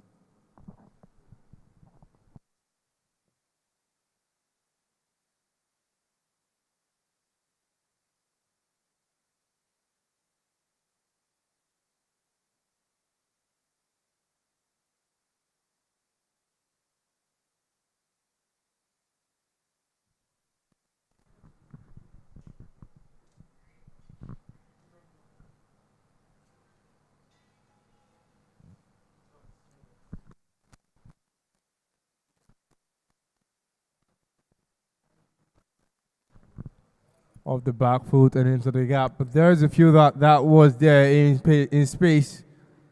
As they will set to 4-1. Kenneth Boniface will be starting the 18th over, the 19th over. As the 18th over comes to an end, 156 on the board for 5 wickets lost.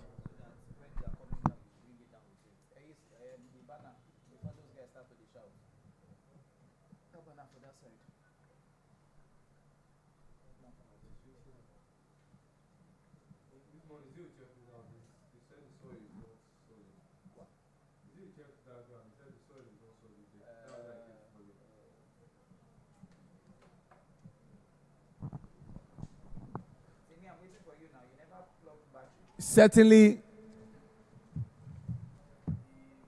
Team Southern Sharks would become the team that has scored the most runs in this tournament by virtue of the 156.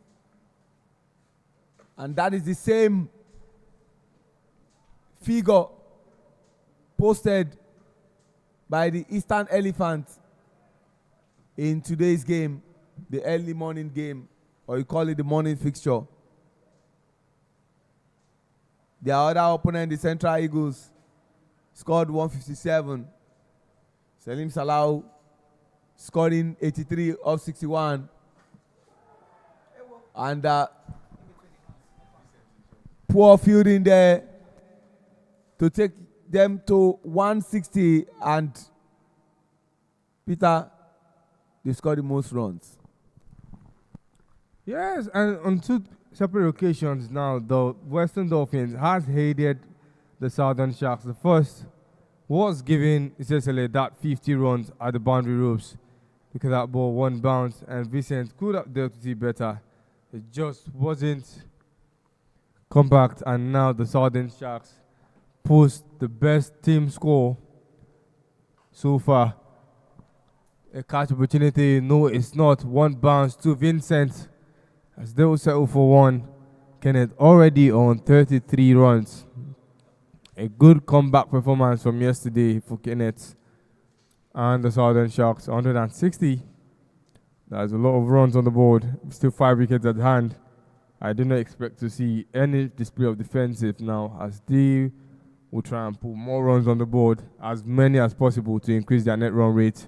But that will be delayed, as that batting attempt has seen the board dislodge the Bills, going straight for the Bills and sending Bright Inyok back to the stands very, very quickly. His name is Bright, but the bowling ensured everything looked dark to him. He didn't see what happened,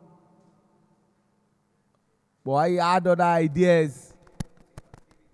Chiemele Udekwe claiming his second wicket, and that's the wicket of Bright and Young.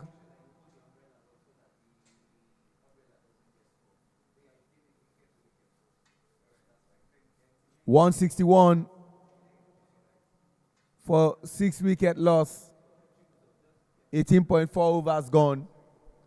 2 more good balls to be bowled, and we'll have come to the end of the first innings of this entertaining fixture, match 4, day 2 of the Nigeria Super League.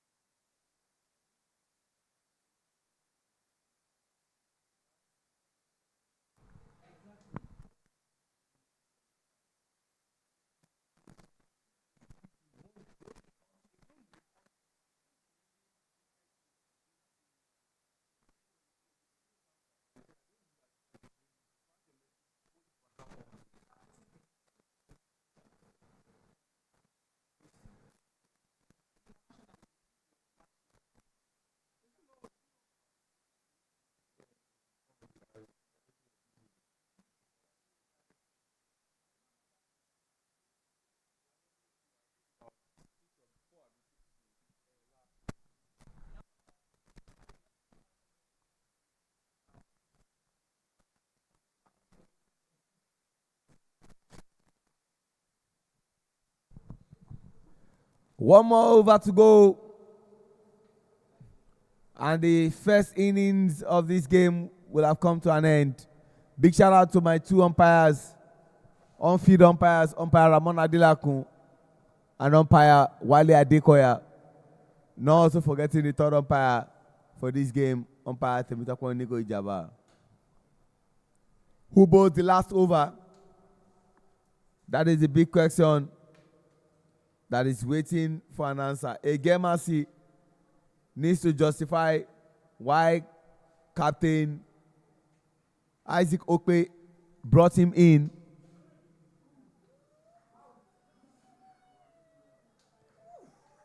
Four runs. Daniel Agekum tried his best possible, but all efforts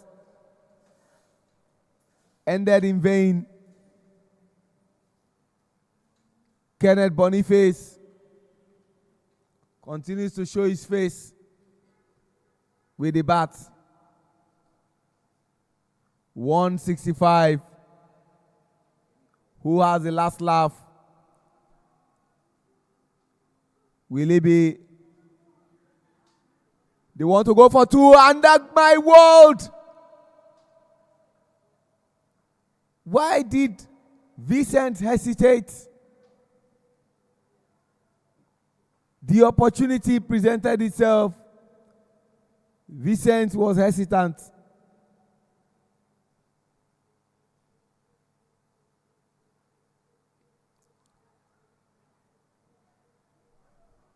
Good running in between the wickets. Kenneth wants to be the one facing. One of the fastest players in the national team. Once he's on his feet, it's very difficult to stop. And that's why the partnership of him and Isaac Danladi is very, very disastrous. Because whenever they are up against any team, if the boundaries are not coming, the wickets will certainly be taken. You have to have somebody very, very close to prevent any run from actualizing, which even at some point of the game, it does. This was driven straight down, but doesn't find the boundary rule. But what it certainly does is create an avenue for Kenneth to add 2 more runs on the board, 169. To be honest, Kenneth Boniface has batted so well. He's on 41 for 23. He will certainly not score an half century except a miracle happens, which I am not against happening, but looks difficult. And that's additional runs. He brings his tally to 45. And they keep going. 173. Is it possible for the Western Dolphins to surpass this record? That would be a big task. But like they say, white ball, 174. Last good ball of this over. Kenneth Boniface still batting. Except he scores a maximum, he would not score an half century. There is a chance for him to get that if he stays there and play. He's trying to advance and meet that ball, and that will not materialize into a maximum. If he stays there, he sees the bounce completely. He can play it, and just as I said, is that a maximum? No, it's not. But certainly, they will take 2 off of it, and they will settle for 47 and end to the first inning of the second game. No. And eventually does himself no good. He will have left on a high by playing a not out. But the urge and the zeal to score more runs ensured he took an unnecessary run that made them run him out. And the target for Team Western Dolphins is huge. Big shout out to our 2 umpires, umpire Wale Adekoya and umpire Ramon Adelakun, for an amazing job done in the first innings. We'll bring you what happened in the first innings. 176 for 7. That was the score put up by Southern Sharks. We'll now see how many they will require. But for your viewing pleasure now, you will get to see the match summary.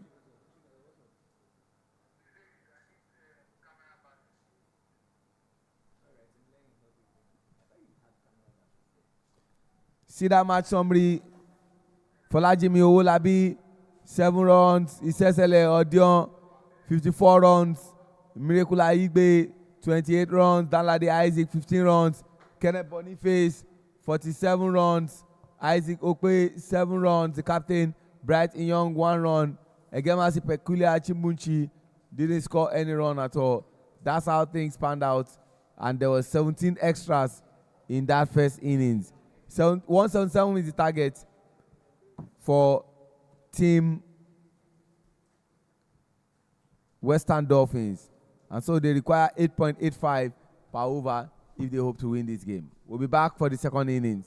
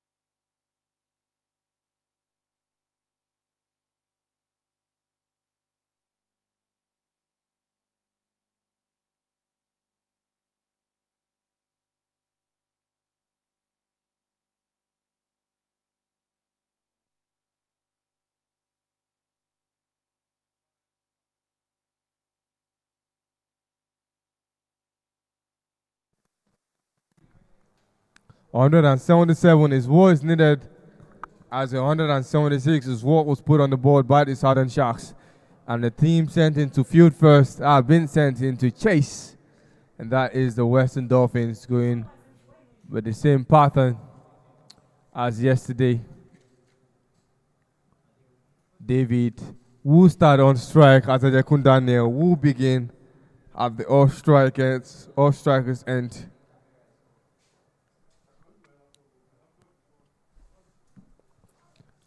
Ayeni opening the bowling today.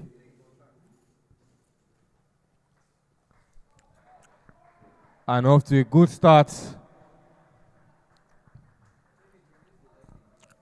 Two teams desperate for their very first win, and they are starting with big flies here. First boundary of the first ball of the second inning.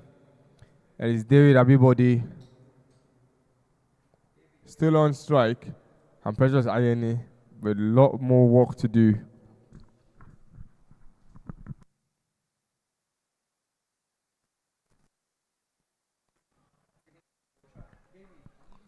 The total runs on the board is what's putting pressure on the batting side. They understand that every dot ball will require an extra run to be completed of the next ball.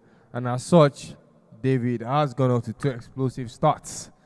There is no point of seeing out the game if runs can be added to the board. And that is the first wicket. It goes into the safe hands of none other than the skipper himself, trying to play it above the mid-off. And the tall body, the tall Isaac Okwe, who stands at 6'3", was tall enough to embrace that ball.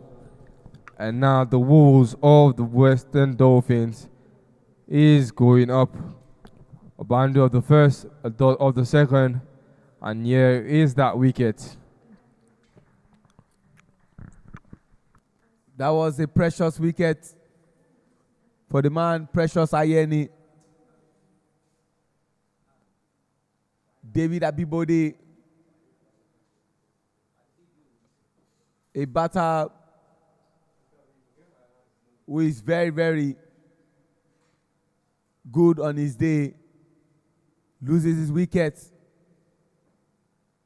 of that bowling of Precious coming from the Court of Appeal end and inside the inner ring. Fielding is the captain of the side, Isaac Okwe. Muiz Animashan is in now.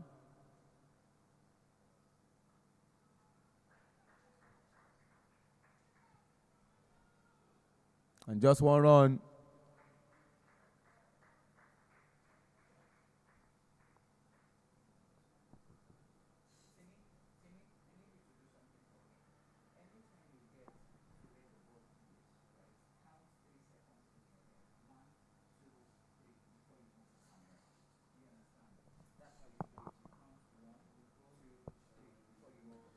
Daniel Agiekum has an opportunity to face his first ball. A lovely piece of fielding there. The man who scored the most runs for his side, Dion Akiri, is the brother, but they both share the same surname in Cecile. No movement shot there. Daniel in the mood. 4 runs. Already 9 runs. Getting what they require from that over. Looks like a very entertaining tie. Muiz batting with a familiar foe. Someone he had batted with before crossing over to play for Island Titans Cricket Club. Haven't played for Ibeju Lekki Cricket Club 1.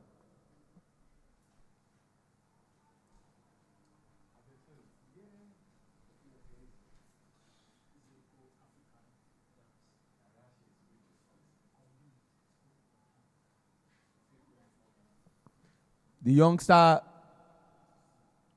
who, all other things being equal, should be a member of the under-19 team, Ismail Abdullahi, is coming from. Ladies and gentlemen, the wicket is gone. Peter was just talking about Ismail Abdullahi, the man who got his breakthrough in Abuja. You were there when he was a tormentor in chief. And I was just talking about how he has an opportunity to be in the under-19 team. See that again on replay. Muiz had no answer. 2 wickets, more pressure on the Dolphins. Yeah, desperate times are calling for desperate measures, but is that the solution right now for the Dolphins? It appears not. As yesterday, they really struggled with the middle order complementing what the top order had done, and almost very quickly they've lost 2 quick wickets. A loss today would see them finish and stay at the bottom of the table, and that is not what they need to maintain momentum. If they lose today, that means that they will need to pick up 3 victories in order to stand a chance of even making the playoff rounds, which it's not very much of a guarantee. So now these 2 wickets, and Daniel Ajekun has failed to build a partnership with anybody at all. It is going to be a very, very pressurized game for the Dolphins. The big question is, when will a team answer the question being asked by Peter, that after the power play, which is 36 balls, I mean good balls, emphasis on good balls, can we have a team keep their wickets and not lose any wickets even up until the end of the power play? But nothing has happened. In every over for the Dolphins, they have lost a wicket. And in comes Sheson Adedeji.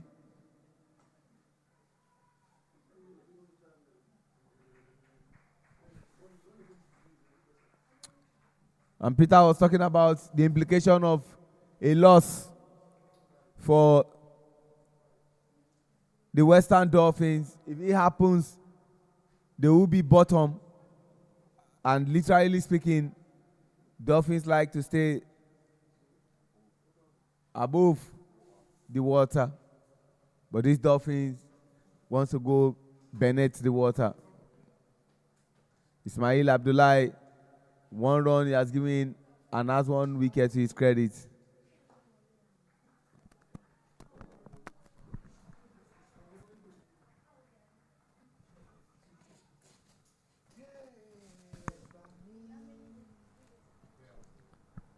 What was looking like it was going to be an explosive start has quickly slowed down. 167 is what they need of 111 balls. And Abdullahi Ismail is not giving them that space.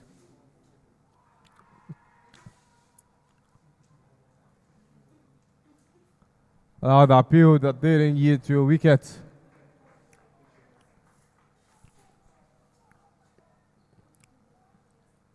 There is that LB appeal. And look at that ball again. A lot of swing was applied behind the ball.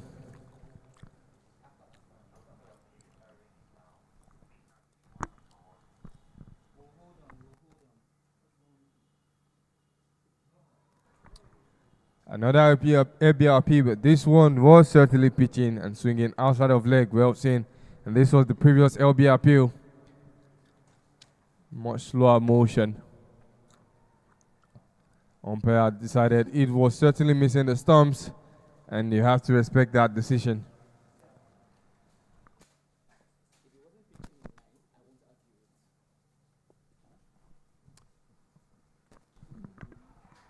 A third LB appeal is still nullified.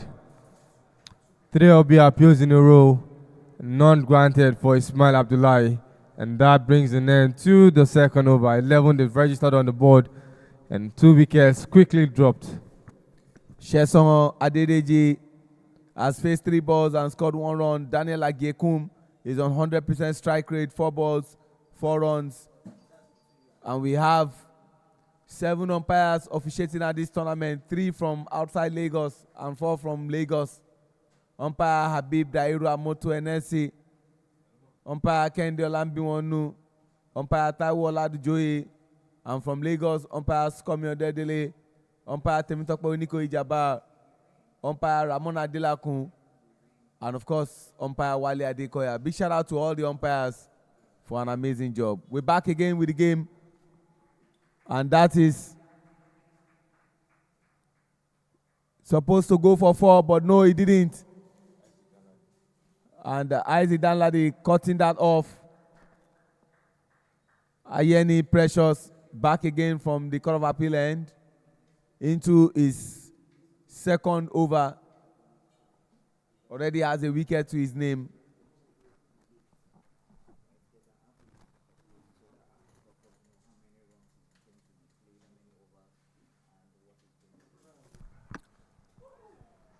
Same type of ball, and this time would have been a catch for Miracle Higbe, who dropped it. It doesn't affect the team. Is proud of how far and how well they're performing. A catch opportunity missed. It remains to see if Ajakun Daniel will punish him for that extra life that is being awarded.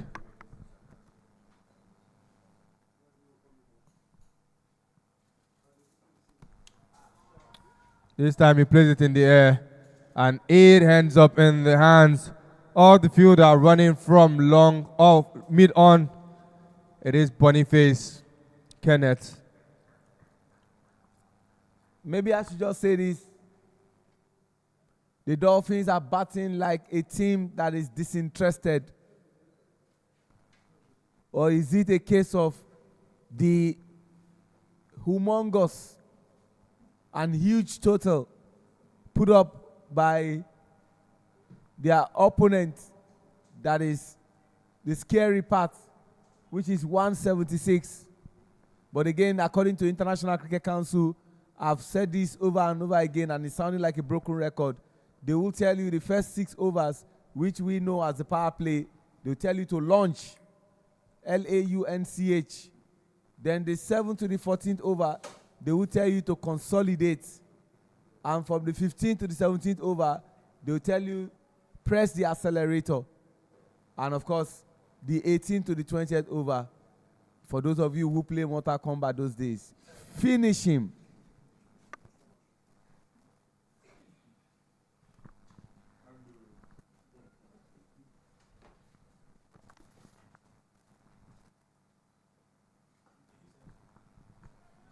Vincent, he's already in, the captain himself. It's not really looking like a beautiful day for the Western Dolphins. Every dot boy is putting pressure on the batters, and as a result of that, they are not having that selection time frame and not having that grace of selecting shots. They know the boundary will refuse the gap between ball and runs, and they want to maximize that, risking their wickets. And that gamble has cost them 3 wickets already. And unfortunately, there are batters who on their day, when they are in the mood, they can be very destructive. How do you explain losing the wicket of a player like Daniel Agiekum, player like David Abibode, Muiz Animashaun, and a lot is now rested upon the shoulder of the duo of Sheson Adedeji and of course Vincent Adewoye. The first feeding error that the Western Dolphins can capitalize on, turning 1 into 2. And that will end the 3rd over. It is 16 on the board as it stands. 1 wicket was taken in this over, taking the total to 3. And 161 is not what is needed in 102 balls. Remember, I said that after today's game, we shall be taking a deserved break, 48 hours break to be precise. And by God's grace, when next we reconvene, it will be midweek on Wednesday, and that will see the first game, Eastern Elephants, who narrowly lost by 1 run today against the Central Eagles, will be slugging it out with the Middle Belt Tigers. So it's a battle of Taiwo Mohammed versus Sulaiman Runshewe. And the other game, later in the afternoon, is a battle of two teams who won their opening games. Northern Lions, captained by Sylvester Okpe, who won the player of the match yesterday against their opponent, the Southern Sharks, will be slugging it out with the Central Eagles. So it's Sylvester Okpe versus Peter Hall. That will be later in the afternoon of Wednesday.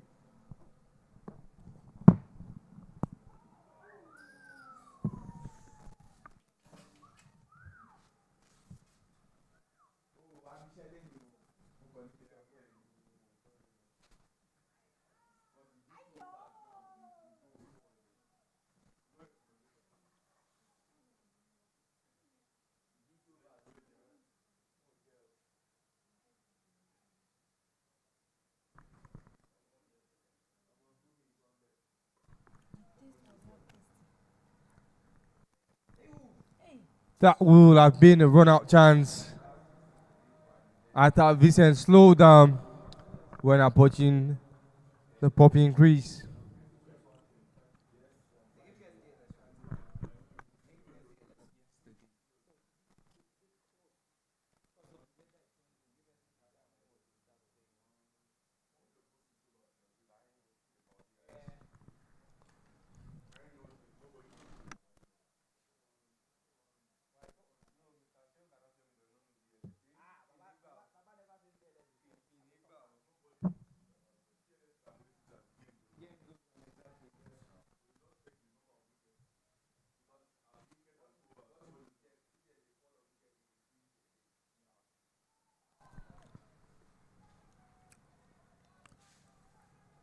The nerves are being tested, and the only team under pressure at the moment is the Western Dolphins. 3 wickets already dislodged. 2 new batters in the batting crease, Chesson and Vincent.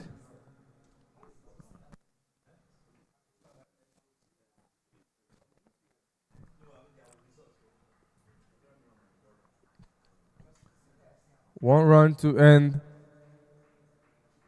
the fourth over. 2 runs only in this over, and that brings the total to 17 for 3.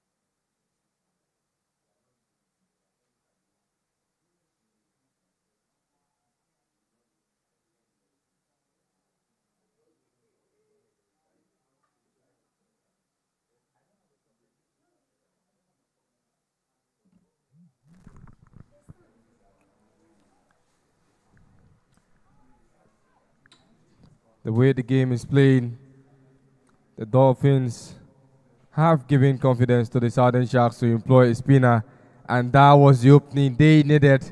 A first ball from Danladi is sent to the boundary rows by Session. 4 runs, 4 boosts, and the runs are reduced by 4. I honestly have to look at Justin Okere and Coach Adeleke Mutiu Pablo Oyede, aka Elofokobale, but I'm sure his mind is not at rest based on the performance of his team, and he will be hoping for a better performance, that this duo, who are national team players and also game changers, can hold their own against this Southern Sharks. On the front foot, couldn't cut it beyond the fielder. Golly.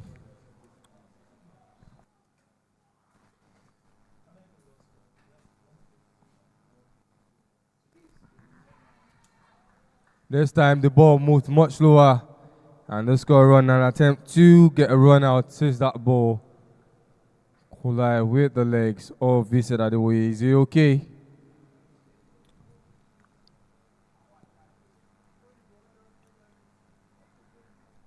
It will be okay, bro. That ball signal might be used. If it isn't,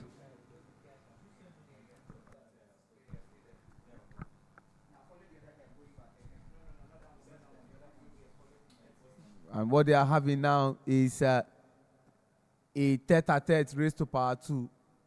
The two first tete-a-tete was between umpire Wale Adekoya, the on-field umpire, and the square leg umpire Ramon Adelakun, and Sheson Adedeji, the non-striker, had to have a discussion with his striker and captain Vincent Adewoye.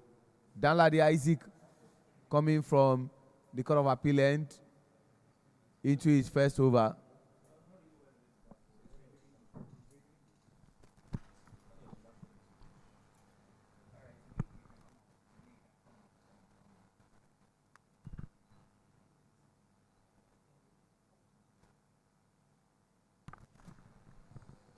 late reaction.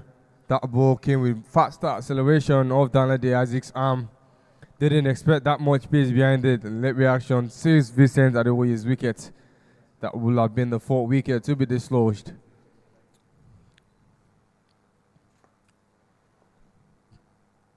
I must say that this is a commendable initiative of the Nigerian Cricket Federation under the leadership of Dr. Uyi Akpata and our big sponsor.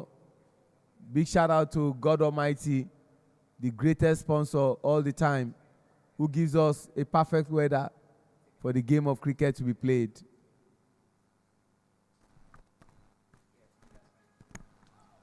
Same page this time and nicks the edge of the bat as Ismail Abdullahi chases the ball and stop it from reaching the rope. 2 runs they will settle for, and 2 more runs climb up the board for the Western Dolphins. It is still not enough as the current strike rate is at 520 compared to the required of 10.07. And then to the 5th over, that will be 26 on the board for 3 wickets. Sheson Adedeji on 100% strike rate, 11 balls faced, 11 runs scored. Vincent Adewoye, Vini 69, has 3 runs from 7 balls faced, and they require 151 runs in 90 balls. The hope and the prayer of the entire Western Dolphins team is to see what jersey number those 2 batters are putting on, they replicate it in the batting crease. Vincent Adewoye puts on 69. Ladies and gentlemen, was that a maximum? Yes, it was. Teaching Ismail Abdullahi some cricket lesson. And I was talking about what the 2 of them put on. They will hope that they can replicate it, and by so doing, there might be a way out for them to win this game.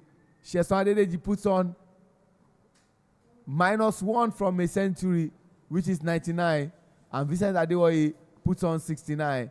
They can hope that these 2 have this kind of batting, and that was another miss. Back-to-back falls, the kind of thing that is required. Like I said, for Western Dolphins, they would pray for legitimate and illegitimate runs. Whichever one comes, they would accept.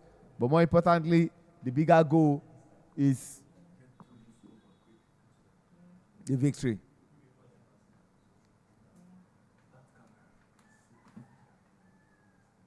Kufurola, the wicketkeeper, missed an opportunity there.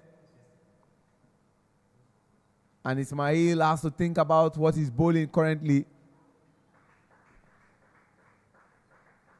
As gradually this is becoming a bit expensive, but then Western Dolphins won't care.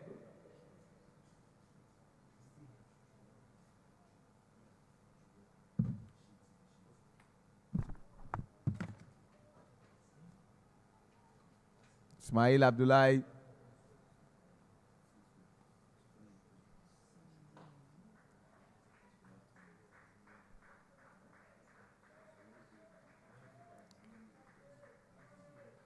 We have 2 more good balls to be bowled to bring us to the end of the power play. And the big question is, how have Western Dolphins fared in this power play?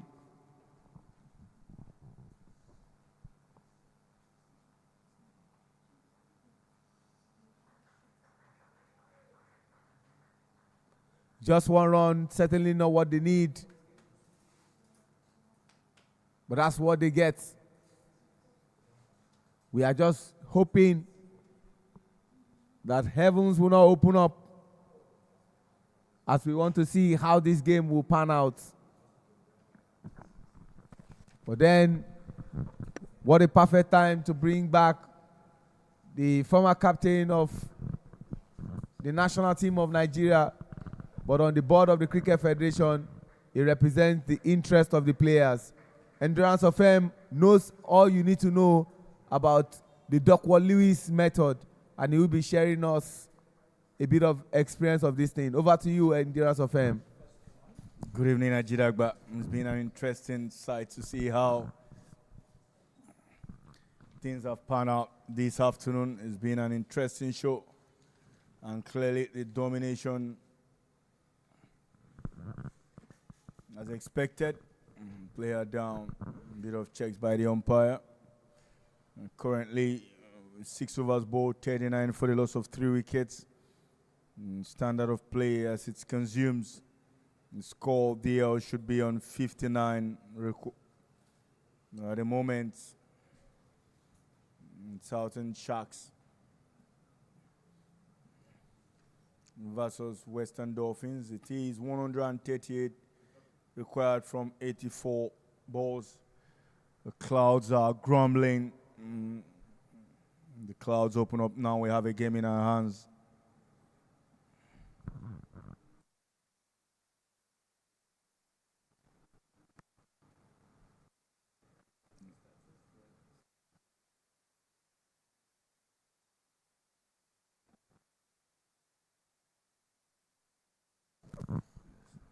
Batting starts. David Abibode and Daniel Ajay couldn't get going today like they did yesterday. No thanks to Isaac Okwe and Kenneth Boniface. And the Marshall is bowled by Ismail Abdullahi. Both on clearly on single figures. This partnership, Sheson Adedeji and Vincent Adewoye. 12 from 13 and 10 from 11. Destiny, Chilemaya, Nzube, Nwokike, Jubilab, like Kingsley Udwak, all yet to bat. Bowling starts that man, Ayeni Precious, 2 for 14 in 2 overs, economy rate of 7. Interesting to see that young man there, Ismail Abdullahi, 3 overs, 11 conceded, 12 dot balls, and a wicket with economy rate of 3.1. Clearly showing you how big those stats are. The partnership nothing decent in that. But Sheson Adedeji and Vincent Adewoye will have to get going and hopefully to be in a very strong position now. 3 wickets down.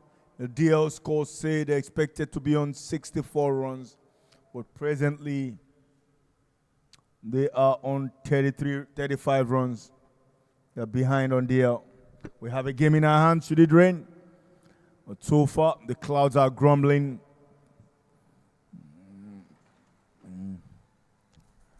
Overcast here. The clouds gathering.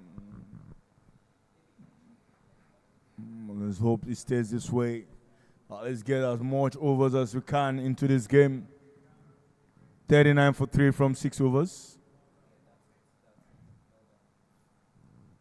They have 23 runs behind DL score. Into the 7th over of this encounter. By the end of the 7th over, they are expected to be on 64 runs.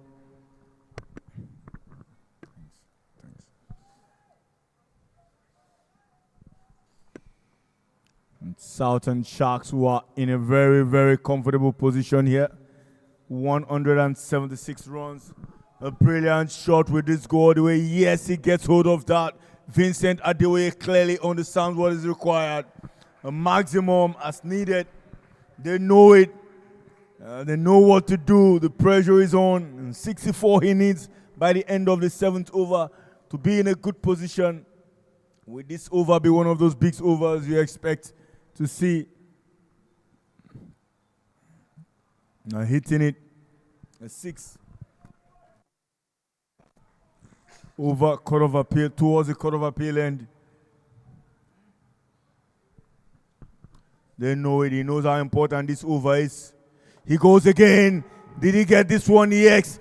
This is what it should be. More and more runs to come. 12 in 2 deliveries. Vincent Adeoye. Is he going to be in a strong position? This is what the game is all about. And clearly, we're moving quickly to 51.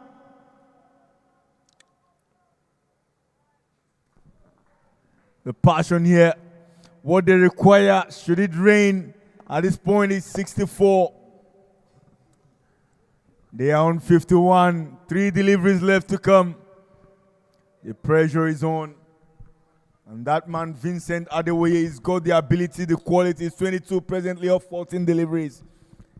They know it. They know it. And Vincent knows it. And somebody might have gone to tell them.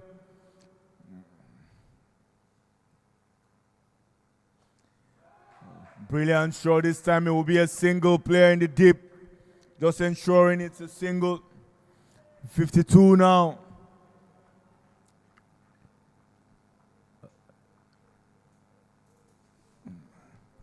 They want 64. A wide delivery. The pressure is up. 2 deliveries yet to come. 13 already in this over. Zao close. 125 required from 80 balls. And clearly, what pressure are we seeing here? The weather would have a role to play here, but we have a game in our hands. Results clearly defined. The single here from Sheson Adedeji. Brilliant work. At the moment, Southern Sharks are in a good position. But Vincent Adeoye, both teams under pressure. And more.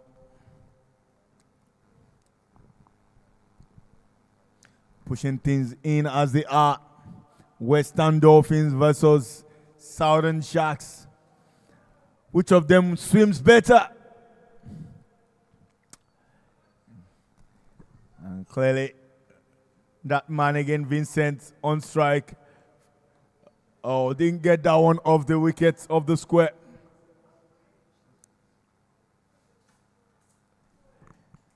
That brings us to the end of the 7th over. 54 for 3 wickets. The required runs now is at 70 at the end of the 8th over. Peter, what do you make of this? Do we see 16 runs about behind? We're still in the first half of the inning and 3 wickets already lost. This is looking like a beautiful partnership. And it means to see if Vincent and Sheson can push as far as needed in this run chase. That was one of the things that the Eastern Elephants couldn't capitalize on, and due to the fact that they lost wicket early, they didn't have enough wickets to take the game up until the very end, eventually when they had the upper hand. So right now, it is looking even, given how early the game is and at the stage that we are at right now. If they can get into double figures, or don't let me push too much. If they can get into 80, certainly they stand a chance regardless of the DLS requirements.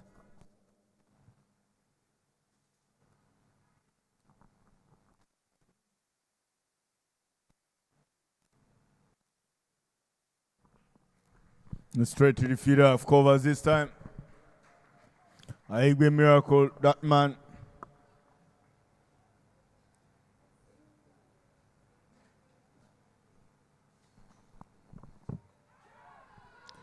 Big shout, and the man goes, he departs. Again in the replay. Sheson Adedeji departs. And that brings more pressure up. Moves the required net run. Plays around that one. And they will require now 79 deliveries, 79 runs at the end of the 8th over, having lost 4 wickets. Someone has to take charge right now. Vincent, he's performing better than yesterday. But cricket is a two-man batting sport. He alone cannot do all of this. And look at that wicket again. Session could have played better, probably off of the front foot. But that idea to nick a ball that was outside of the off stump was what he could have done better on that decision. And now a new batter has to come in very, very quickly.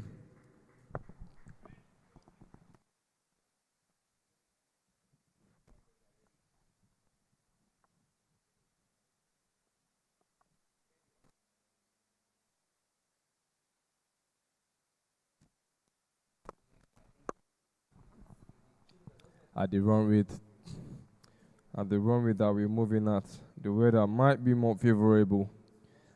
And the result for the Southern Sharks.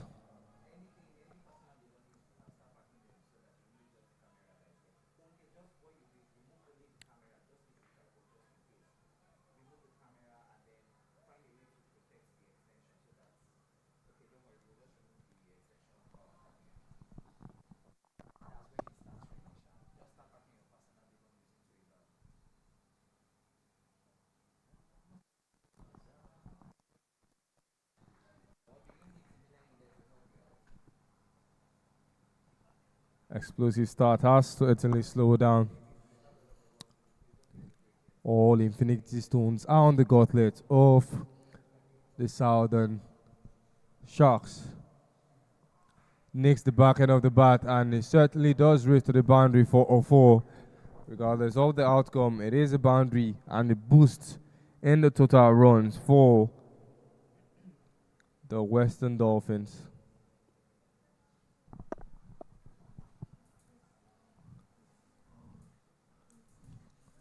The bowlers really need to be bowling to their field settings right now, as they have their balls bowled has been balls enabling the batters to play into the gaps. There's a long on, long off, and the deep extra covers, as well as a deep third and deep square leg and a deep mid wicket.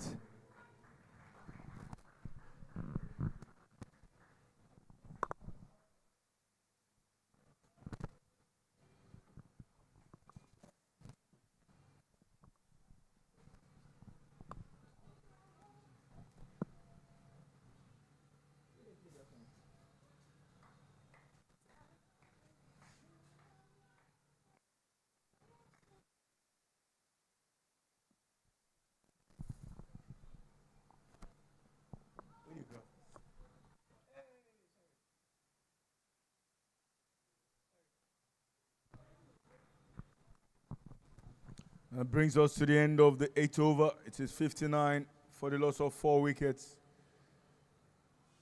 Still behind the Southern Sharks. Should have been on 79. As we're moving to the 9th over. 118 of 72 balls. Call it a tall order.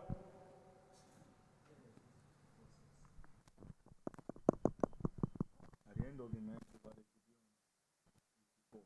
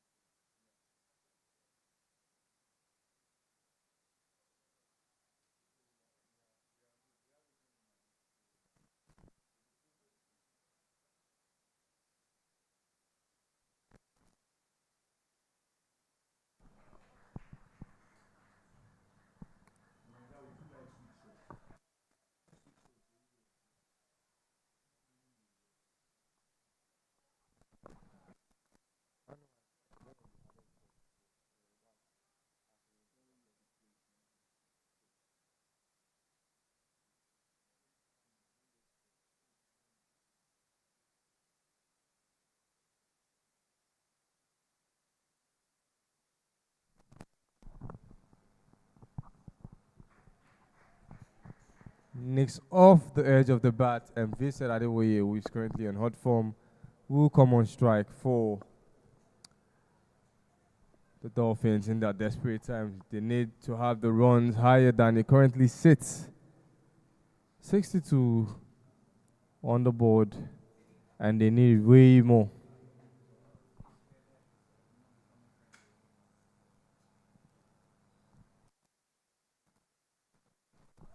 Yes, as expected, he is on strike for a reason.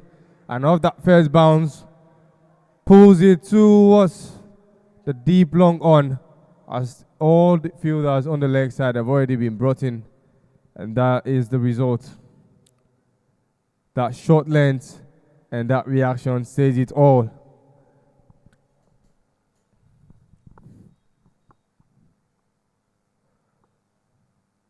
And there is another maximum for Adewoye, who didn't have a great game yesterday, but a lot of people have stepped up, a lot of players have stepped up from yesterday's performance. Goes this time, there is somebody placed there in the deep. As nothing will materialize off that shot. 1 run, they settle for 8.4 overs completed. 2 more balls of the 9th over. Western Dolphins still very much behind, as they are sitting at 108 of 68 balls.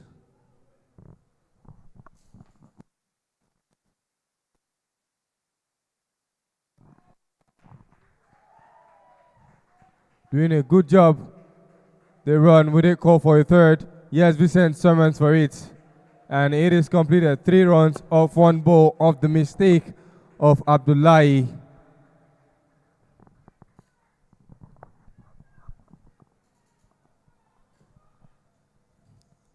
Still on the third is the Southern Shark, not letting that ever put pressure on them, as they still have a lot of advantages. 105 is sitting at out of 67 balls. Last ball of the 9th over.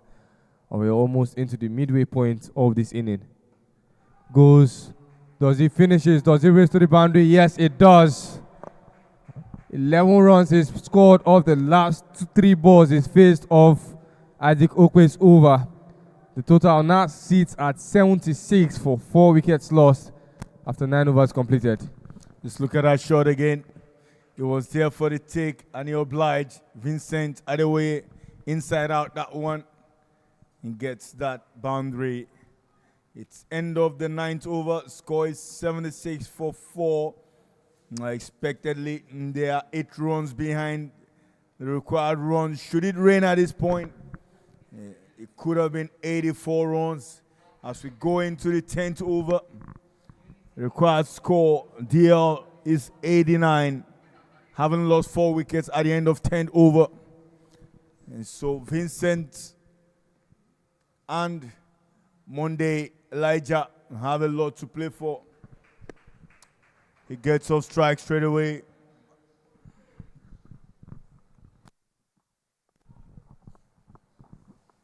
A lot of weight on Vincent's shoulders right now. He's scored 34, but even he knows it's far off of what it will quantify as a contribution as this team chases this humongous target.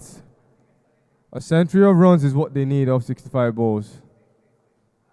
Beautifully driven. Does it get to the boundary? No, but it does take him off the strike. And Monday will look to bring him on strike. They need more than singles at this point. The clouds are grumbling. The weather is changing. Yeah, but so far we still have a game in our hands. Soft hands, no is a call from Vincent. Not sure he knows what is required from this point. 82 required. I beg your pardon, 89 required after 10 overs because of the loss of 4 wickets on DL. Soft hands, quick run in between wicket. Will he get it? Oh, it's gone. It's gone. Needless this. And scores now move to 99 required if it rains now. But in a very good position, Western Dolphins. Undone, Vincent Adewoye. Disappointing. Unfortunately, Monday Elijah that call wasn't right. And it's Western Dolphins who celebrate it. Soft hands on that one. Indecision. A brilliant piece of fielding there. It's gone clearly right under the nose of the umpires. And it's the Western Dolphins who celebrate.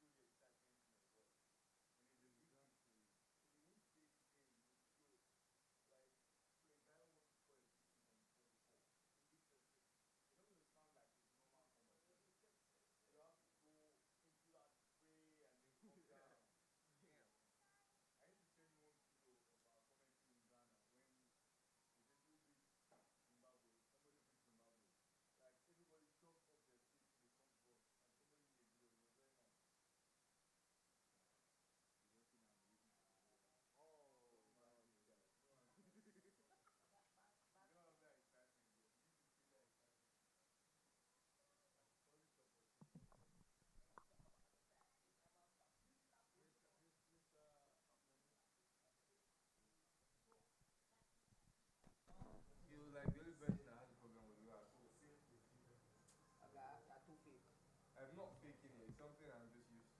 Any? Any? Have you ever been to the UK? Nah, not yet. What happens when you get there? Ah, eléyìí. Where am I changing? What happens when you get there? You don't get your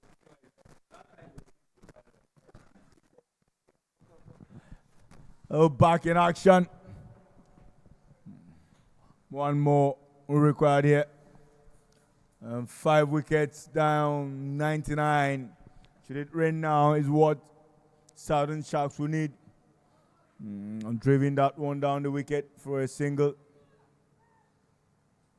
Western Dolphins in a very good position here. 97 runs required in 61 balls. And that's the end of the 10th over. Halfway in, 81 for 5. What does DL says? 99. And Southern Sharks have to do a lot more to get us into this situation. Achidagba, what's your take on this game? What a frenetic game. And you need to see Vincent Adewoye. I saw that replay. Big shout out to our producer. There was a bit of hesitant move on his part before he decided to go. But he was saying, Elijah Monday gave me the nod and said, yes, we can. But unfortunately, that did not happen. And the way Dr. Lewis works is that the fall of a wicket will continue to increase that trajectory. Unfortunately, we saw that indecision by Vincent Adewoye. He wasn't sure. He's a senior batter. He should have said no. It takes 2 to run. But that didn't happen. Peter, your take on that one? Yeah, I very much agree with you, Endurance, in that case. You are the one seeing the ball. You know where the ball the ball was on Monday's blind side, and Vincent should have been the one making that call. But he felt Elijah was already on the move, and he just wanted to make sure that no wicket was lost. And in that process, his wicket was the one that was taken. The destiny of the Dolphins is in the hands of Destiny Chilemaya and Elijah Monday. But truth of the matter is today is a Sunday. But he needs to do something for a Monday. It's been an interesting show here. Bayomi Ayanisi, you have something to say. What you make of this? Scramble there, opportunity but lost. More for every wicket you take. The required run rate increases. We are into the 11th over, and we know how precious this can be. Bayomi, something for the fans out there. Very much. Thank you very much, Endurance. The fans knows very well that this is an intriguing game. We thought we had it very exciting until when Vincent actually got out.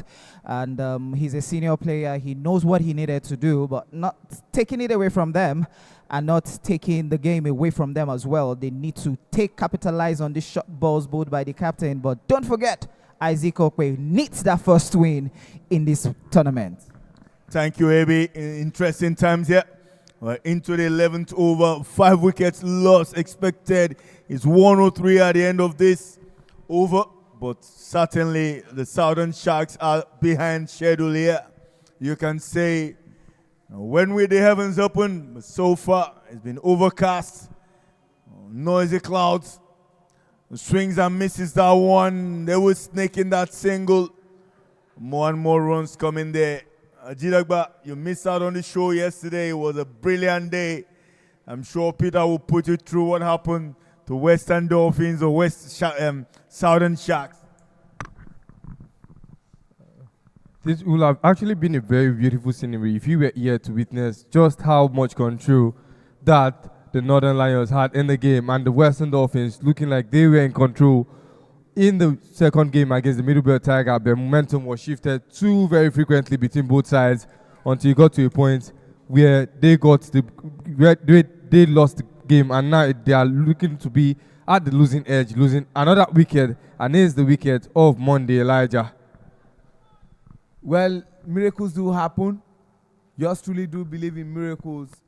But from where I stand and what is before us, the reality staring us in the face, it looks like the Southern Sharks will be claiming their first victory of this tournament, because every fall of a wicket increases the target that you need to get in that over. And that is the end of the 11th over as it counts. 86 is what they have on the board for 6 wickets lost in the 91 of the next 54 deliveries. And as things stand right now, they should be at 114.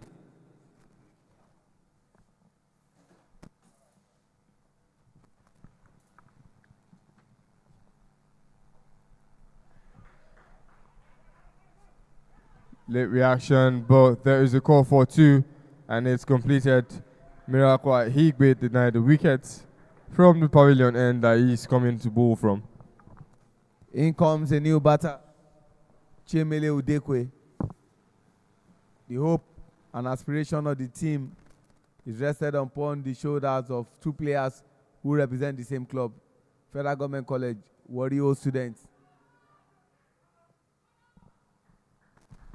That should have been a catch in the day by Ismail Abdullahi. He didn't anticipate the ball well enough and breathes a sign of relief to the batting side.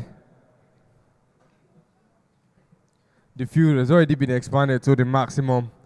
The leg side is open. They're not worried about the singles, but they want to stop those boundaries, which is still coming regardless of the field setting. Pulled very hard into that gap between the deep mid wicket and the long on.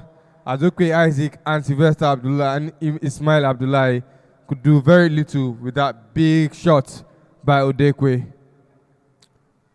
4 more runs. 4 much needed runs for the Dolphins.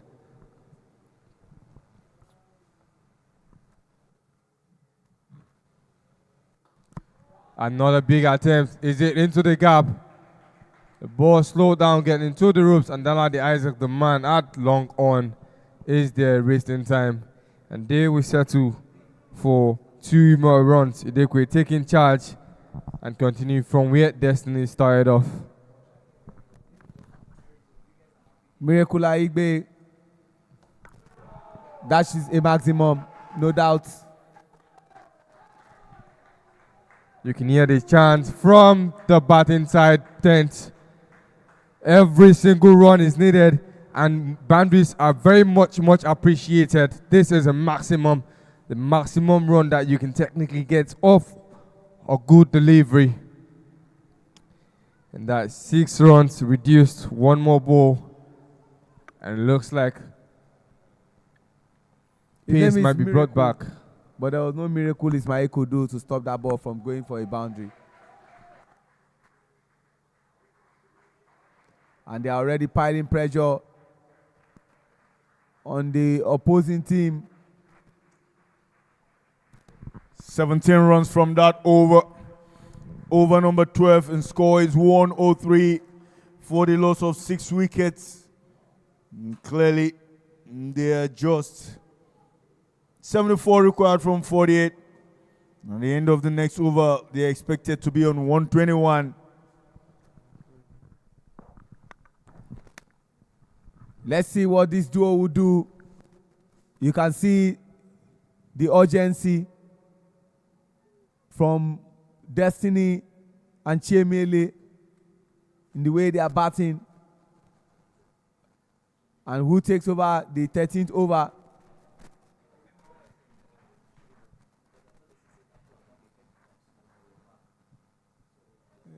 In the words of Endurance of Fame, and based on what is required, the fall of every wicket ensures that what you require continues to go up.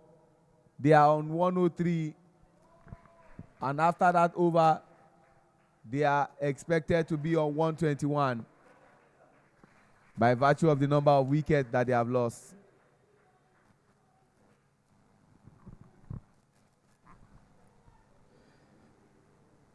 The batters are doing a very great job at safeguarding their wicket. And what the Southern Sharks are trying to do right now is give them a reason to loft and hope that they play a ball into the arms of their waiting fielders.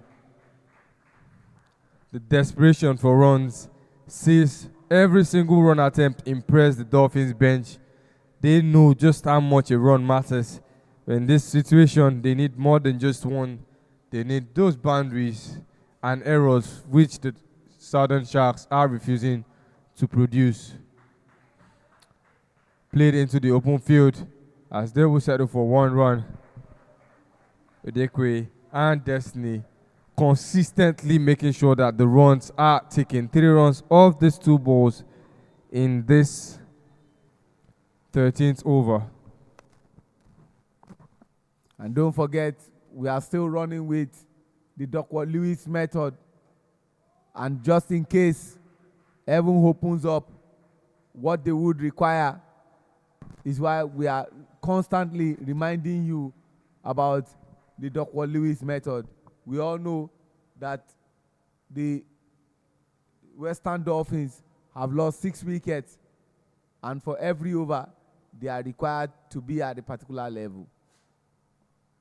I will be sharing with you after the end of the 13th over, if they still have this, what they require. Plays it up and looks like it will be gone, but it's a good catch, and more problem for the Western Dolphins. Chiemele Udekwe would have to take a walk. That was a beautiful catch there. See that again on replay. He knew within himself that he had done something wrong. After doing things right, the man said, "Pose, calm down." This is a sharp contrast to what we saw of Jimo Abdurrahman in the first game, where he was under the ball, had full control of the ball, but eventually fumbled it. Kenneth Boniface will hold on to anything. He will catch anything as long as it's in the air and it's approaching him. Safe hands that young chap has. And see another wicket for the plans is going according to the strategy of the Southern Sharks. They're using spinners intentionally with the intent to exploit. You know, when they see those tempting balls, they will want to exploit it and explode. And in that sense, loft the balls into the hands of their waiting fielders. and Kenneth Boniface is a beneficiary of that tactical approach by Isaac Okwe. Still an expanded field setting, and currently batting is Kingsley Udwak, a spinner going against a fellow spinner.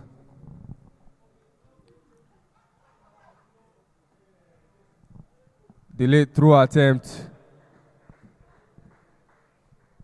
by Inyong, and that would have been another run out, but 8 hands the 13th over. 109 is what is on the board right now. This is that big catch.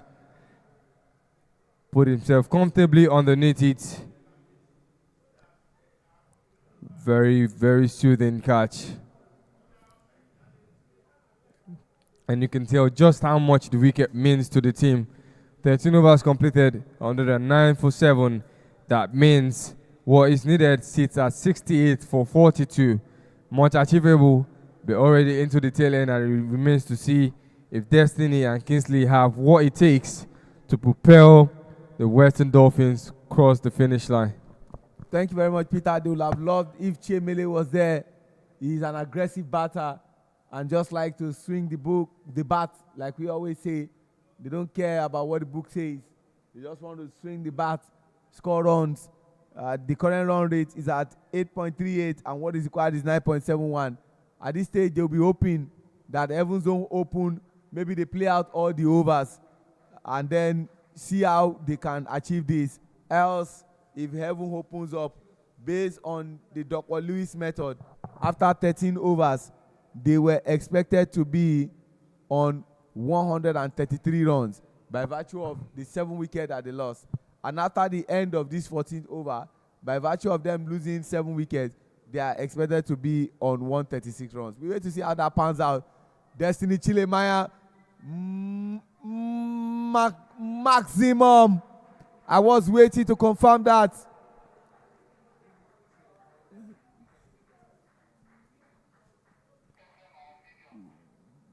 Destiny Chilemaya, the destiny of the team is in his hands, and he wants to take them home.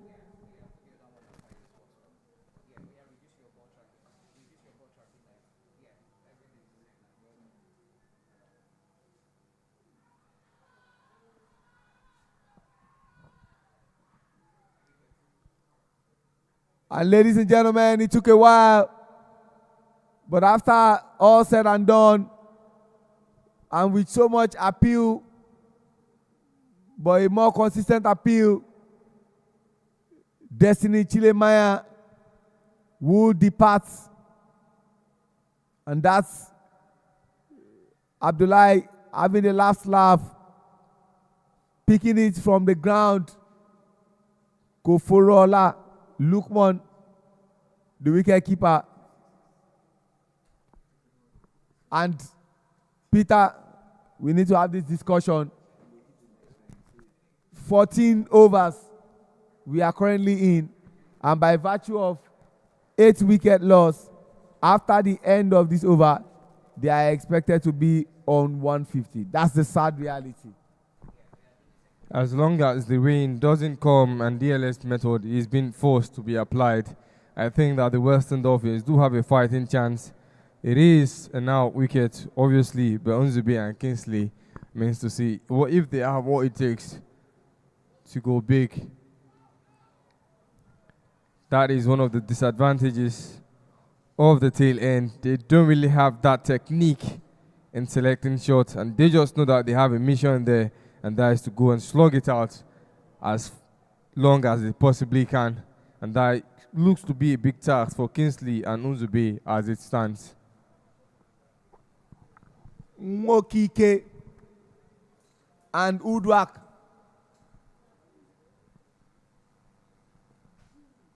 are batting,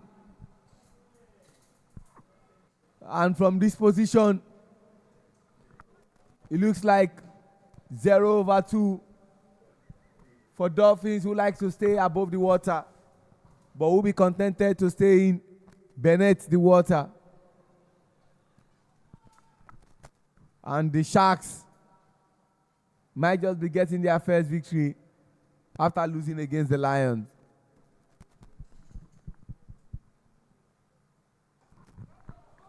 off the back foot. Doesn't get to the boundary as there was somebody in place. And that takes him off the strike, taking the board for himself, Unzubi, and for the Western Dolphins, the Southern Sharks.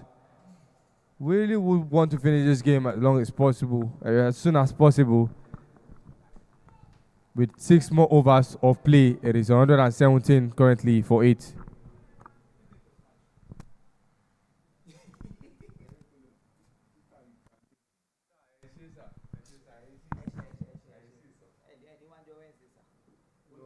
can't be too sure.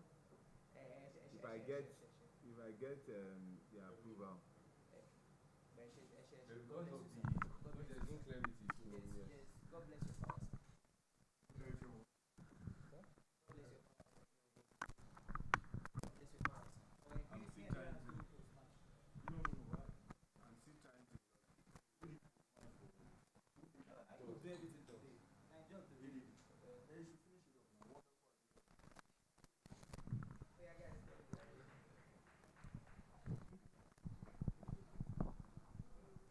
I will not post anybody because I'm not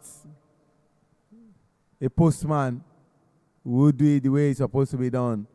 We are enjoying every moment, and this is what the Nigerian Cricket Federation, under the leadership of the president, wants to achieve. That the Elite League run out chance. Is he in? Umpire says yes, he is. Let there be light. And there was light. And there is light at the end of the tunnel. Yeah, the light at the tunnel of the Dolphins seems to be dimming, and as every ball is bowled, really this game is going out of their stretch. As Unzubi and Kingsley, certainly they are making contact there. Do not have that technique needed to go for the very maximum.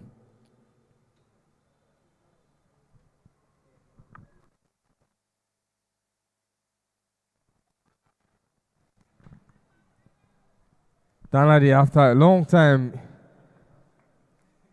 after getting exploited by Vincent, is coming to bowl to a less technical batting pair, and it's going to the team advantage. 3 runs is only given in this over.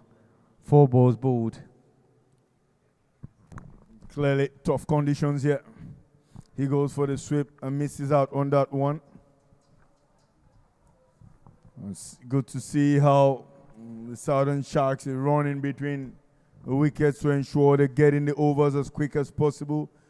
But needless this, they're in a very good position. 57 required from 31 balls. Western Dolphins in all sorts of troubles. 120 for 8 after 15 overs. Current run rate is 8 and over. Good to see how the intensity is climbing by the day in this tournament. Required run rate is 11.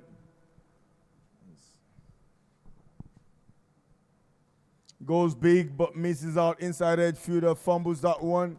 They get a single. Do they want a second? Yes, they've gone for it. Brilliant run in between the wicket.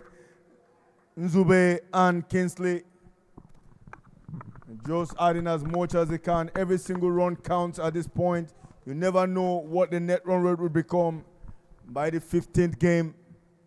Big shot, inside out. Fielder comes around that. Easy catch. Another wicket is the 9th one for Western Dolphins. Celebration for Ahigbe Miracle. Goes on 2 for 29 runs now.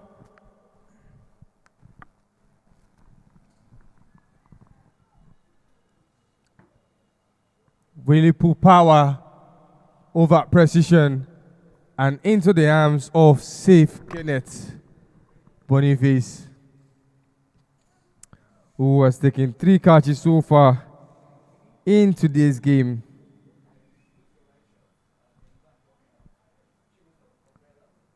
And is down to the final wicket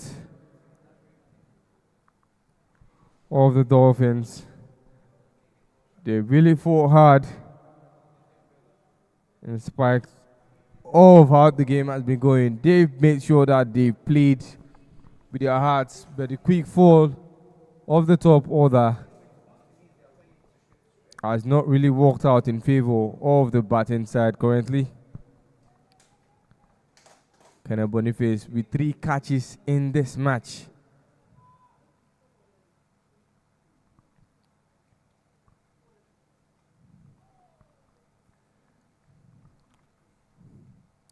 Already he's got himself 4 tournament catches, picking 1 yesterday.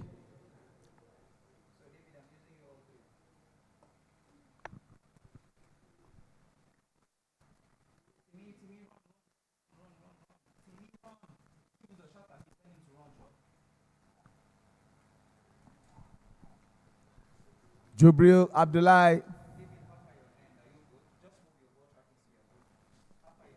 The last batter.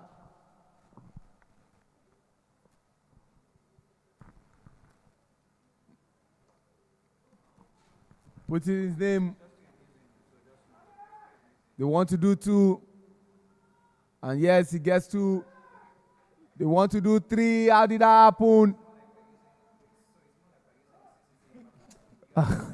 That was going to be comical. From what looked like 1, 1 became 2, 2 became 3, and they were almost going to do 4.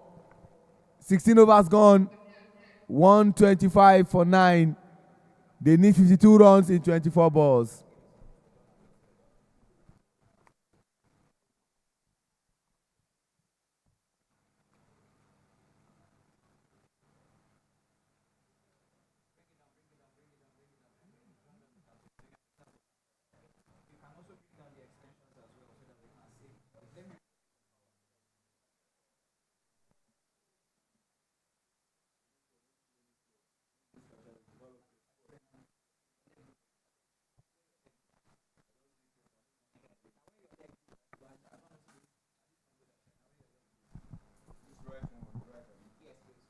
Can this game end in this over? Remains to be seen. Just 1 run.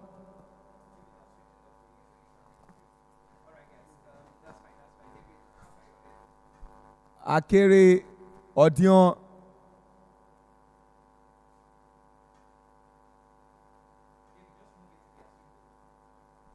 Bowling. Plays it up.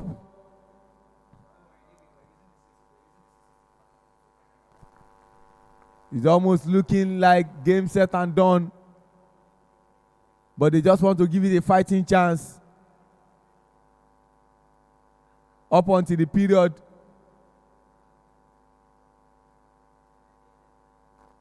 When the umpires will say, we have had enough of this rain and we cannot continue under this condition, the game will continue.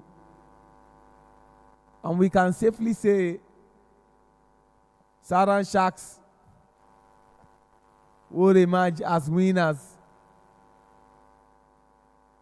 as far as today's fixture is concerned, before we take a deserved 48 hours break. And ladies and gentlemen, he had the last laugh, and we are very grateful to God for giving us the opportunity to finish this game. And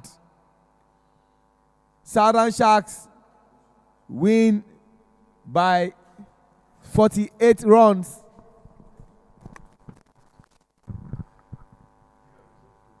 This game was looking very beautiful, but it has come to an end very quickly with Southern Sharks winning by 48 runs after they boosted 176 on the board. With the Western Dolphins only able to respond with 128. And quickly into the match summary with Selesele Odion posting the second half a century in this game, 54. Kenneth Boniface off 25 balls, posted 47. Akigwe Miracle 128. And the bowling performances for the Western Dolphins was Udekwe Chimele and Monday Elijah, both picking up 2 wickets apiece. Destiny only able to add 1 more wicket to that, Western Dolphin. Going all out, Vincent Adewoye being the best performer as the captain, 35 of 21. Destiny Chilemanya of 17 and the Dekwe Chimewile with the ball, with the bat, 15 of 6 balls. Ayeni Precious of the Southern Shark picking up 2 wickets of 14. Ismail also 2 wickets of 19 balls for 19 runs. And Akigbe Miracle getting 32 runs conceded, but picking up 2 wickets as well. Will be joining Seun Ajidagba at the post-match presentation as one of these two teams now has finally cancelled out their names and added 2 points to their points table total.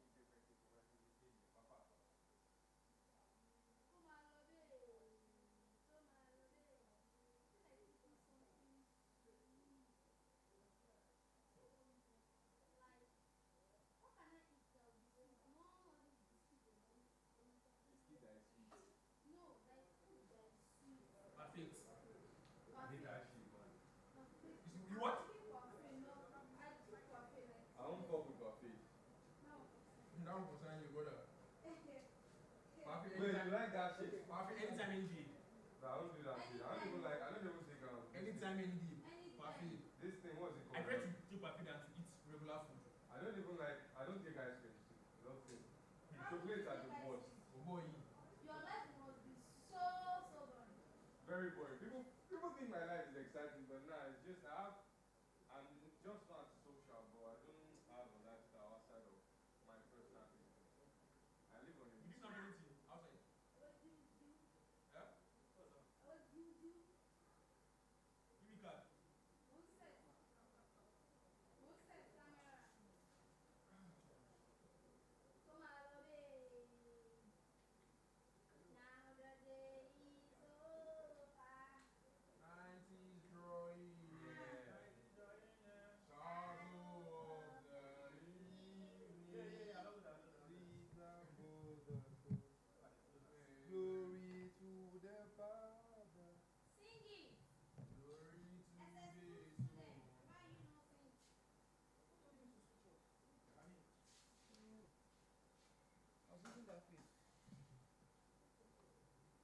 using that place. Let me start doing that too because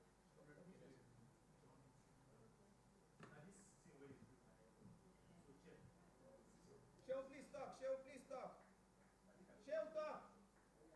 Shell, use the mic. Etusa, go on. Is it on? Mr. Shell, is the mic on? Yes, on. It's on. Okay, it's on. Oh, yeah, I'm ready. Oh. Who is not on the mic? Listen, you are so first. Precious.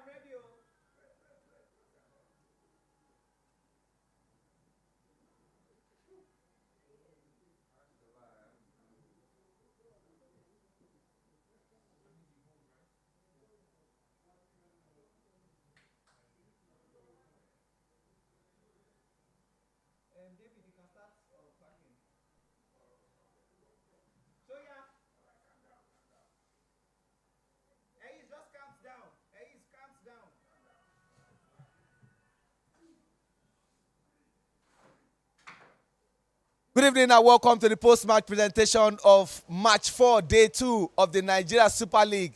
It was a battle of the amphibians and heaven almost came down to show that truly the Sharks and the Dolphins are at war. But at the end of the day, it had to come down to the Southern Sharks winning by 48 runs over their opponent, the Western Dolphins. My name is Oluwaseun Ajidagba, and at this juncture, I'll be inviting the captain of the Western Dolphins, Vincent Adewoye. Vincent Adewoye, good evening. Good evening. It was another day you need to forget in a hurry. 2 games, 2 losses. What went wrong? I feel it was the same approach we yesterday. I think we lost it in the middle, so that's the problem for now. We have to just work on our batting in the middle overs. You have more games to play to get yourself into that knockout phase. You have about 3 more games to be precise. What will be the plan going into your subsequent games? We just have to work on the middle overs, like I said earlier, and then from there we just take a game at a time. There's no pressure. We have to just take a game at a time, and at the end of the day, cricket wins. I wish you all the best. Thank you very much. Well, you can hear the way he spoke and you can feel from the voice of the captain of the Western Dolphins. The Dolphins like to stay a little bit above the water, but as we speak, the Dolphins have to be contented with staying beneath the water. I'll now call on the captain of the Southern Sharks, Isaac Okpe. Isaac, congratulations. You are wearing a better look than what we saw yesterday when you lost against the Northern Lions. It was a brilliant performance. Yesterday was a bad day at the office. The entire team did not score 90, but today your team has posted the highest score, 176. How excited are you? Well, very excited. Like I said, the batting lineup I have with the young boys, because my team is more of young guys, so which I know they have the capacity and ability to score runs. And I know if we all bat from number 1 to 9, 8, 9, we'll put up a good total. Before I let you go, you won the toss and you elected to bat. That decision of yours eventually paid off. Yes, I know, because the bowling side I have, I know if we get a good total on the board, it will be easy for us to defend. When heavens was about to come down, in your heart of hearts, were you anywhere afraid? Now, I promise you I wasn't panicking, because I know this rain, we are aquatic animals, so the rain, we told the rain to wait until we're done, and he waited until we're done. Congratulations on your victory. Thank you very much. That's the kind of look you want to see on the face of an elite all-rounder, Isaac Okpe. This is a sharp contrast to what we saw yesterday when they played against the Northern Lions. Ladies and gentlemen, our player of the match. Big shout out to this person who is a twin. There is an Akere and there's an Odion. But this Odion was really good with the bat, scoring 54 of 31 balls. Ladies and gentlemen, Odion Isesele is our player of the match. And to help me do the presentation is my third umpire Temitope Oniko Ijabar.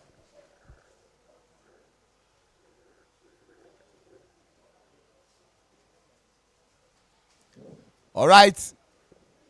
Odion, how excited are you joining the growing list of people who have won the player of the match? Yeah, I'm really happy because I never expected it, but I just sit to up my game, getting the runs from the starts, giving my team a head start, going after all balls from the onset. Thank you very much, Odion Isesele. Thank you, man. Ladies and gentlemen, you just heard from Odion Isesele, the player of the match. You know, doing very well, and he said, I never expected this, but again, I'll keep going, but the more important thing is my team winning. From here, the Tafawa Balewa Cricket Oval, venue for the Nigeria Super League, we have come to the end of 4 matches. We will reconvene in the next 48 hours, and that will see a big game coming up on Wednesday. It will be the turn of the Eastern Elephants taking on the Middle Belt Tigers. And afterwards, in the afternoon, we'll see a battle of 2 teams who have won their opening game. The Central Eagles will be slugging it out with the Northern Lions. From the Tafawa Balewa Cricket Oval venue for this competition, my name is Oluwaseun Ajidagba. Do have yourself a wonderful week ahead. Bye for now.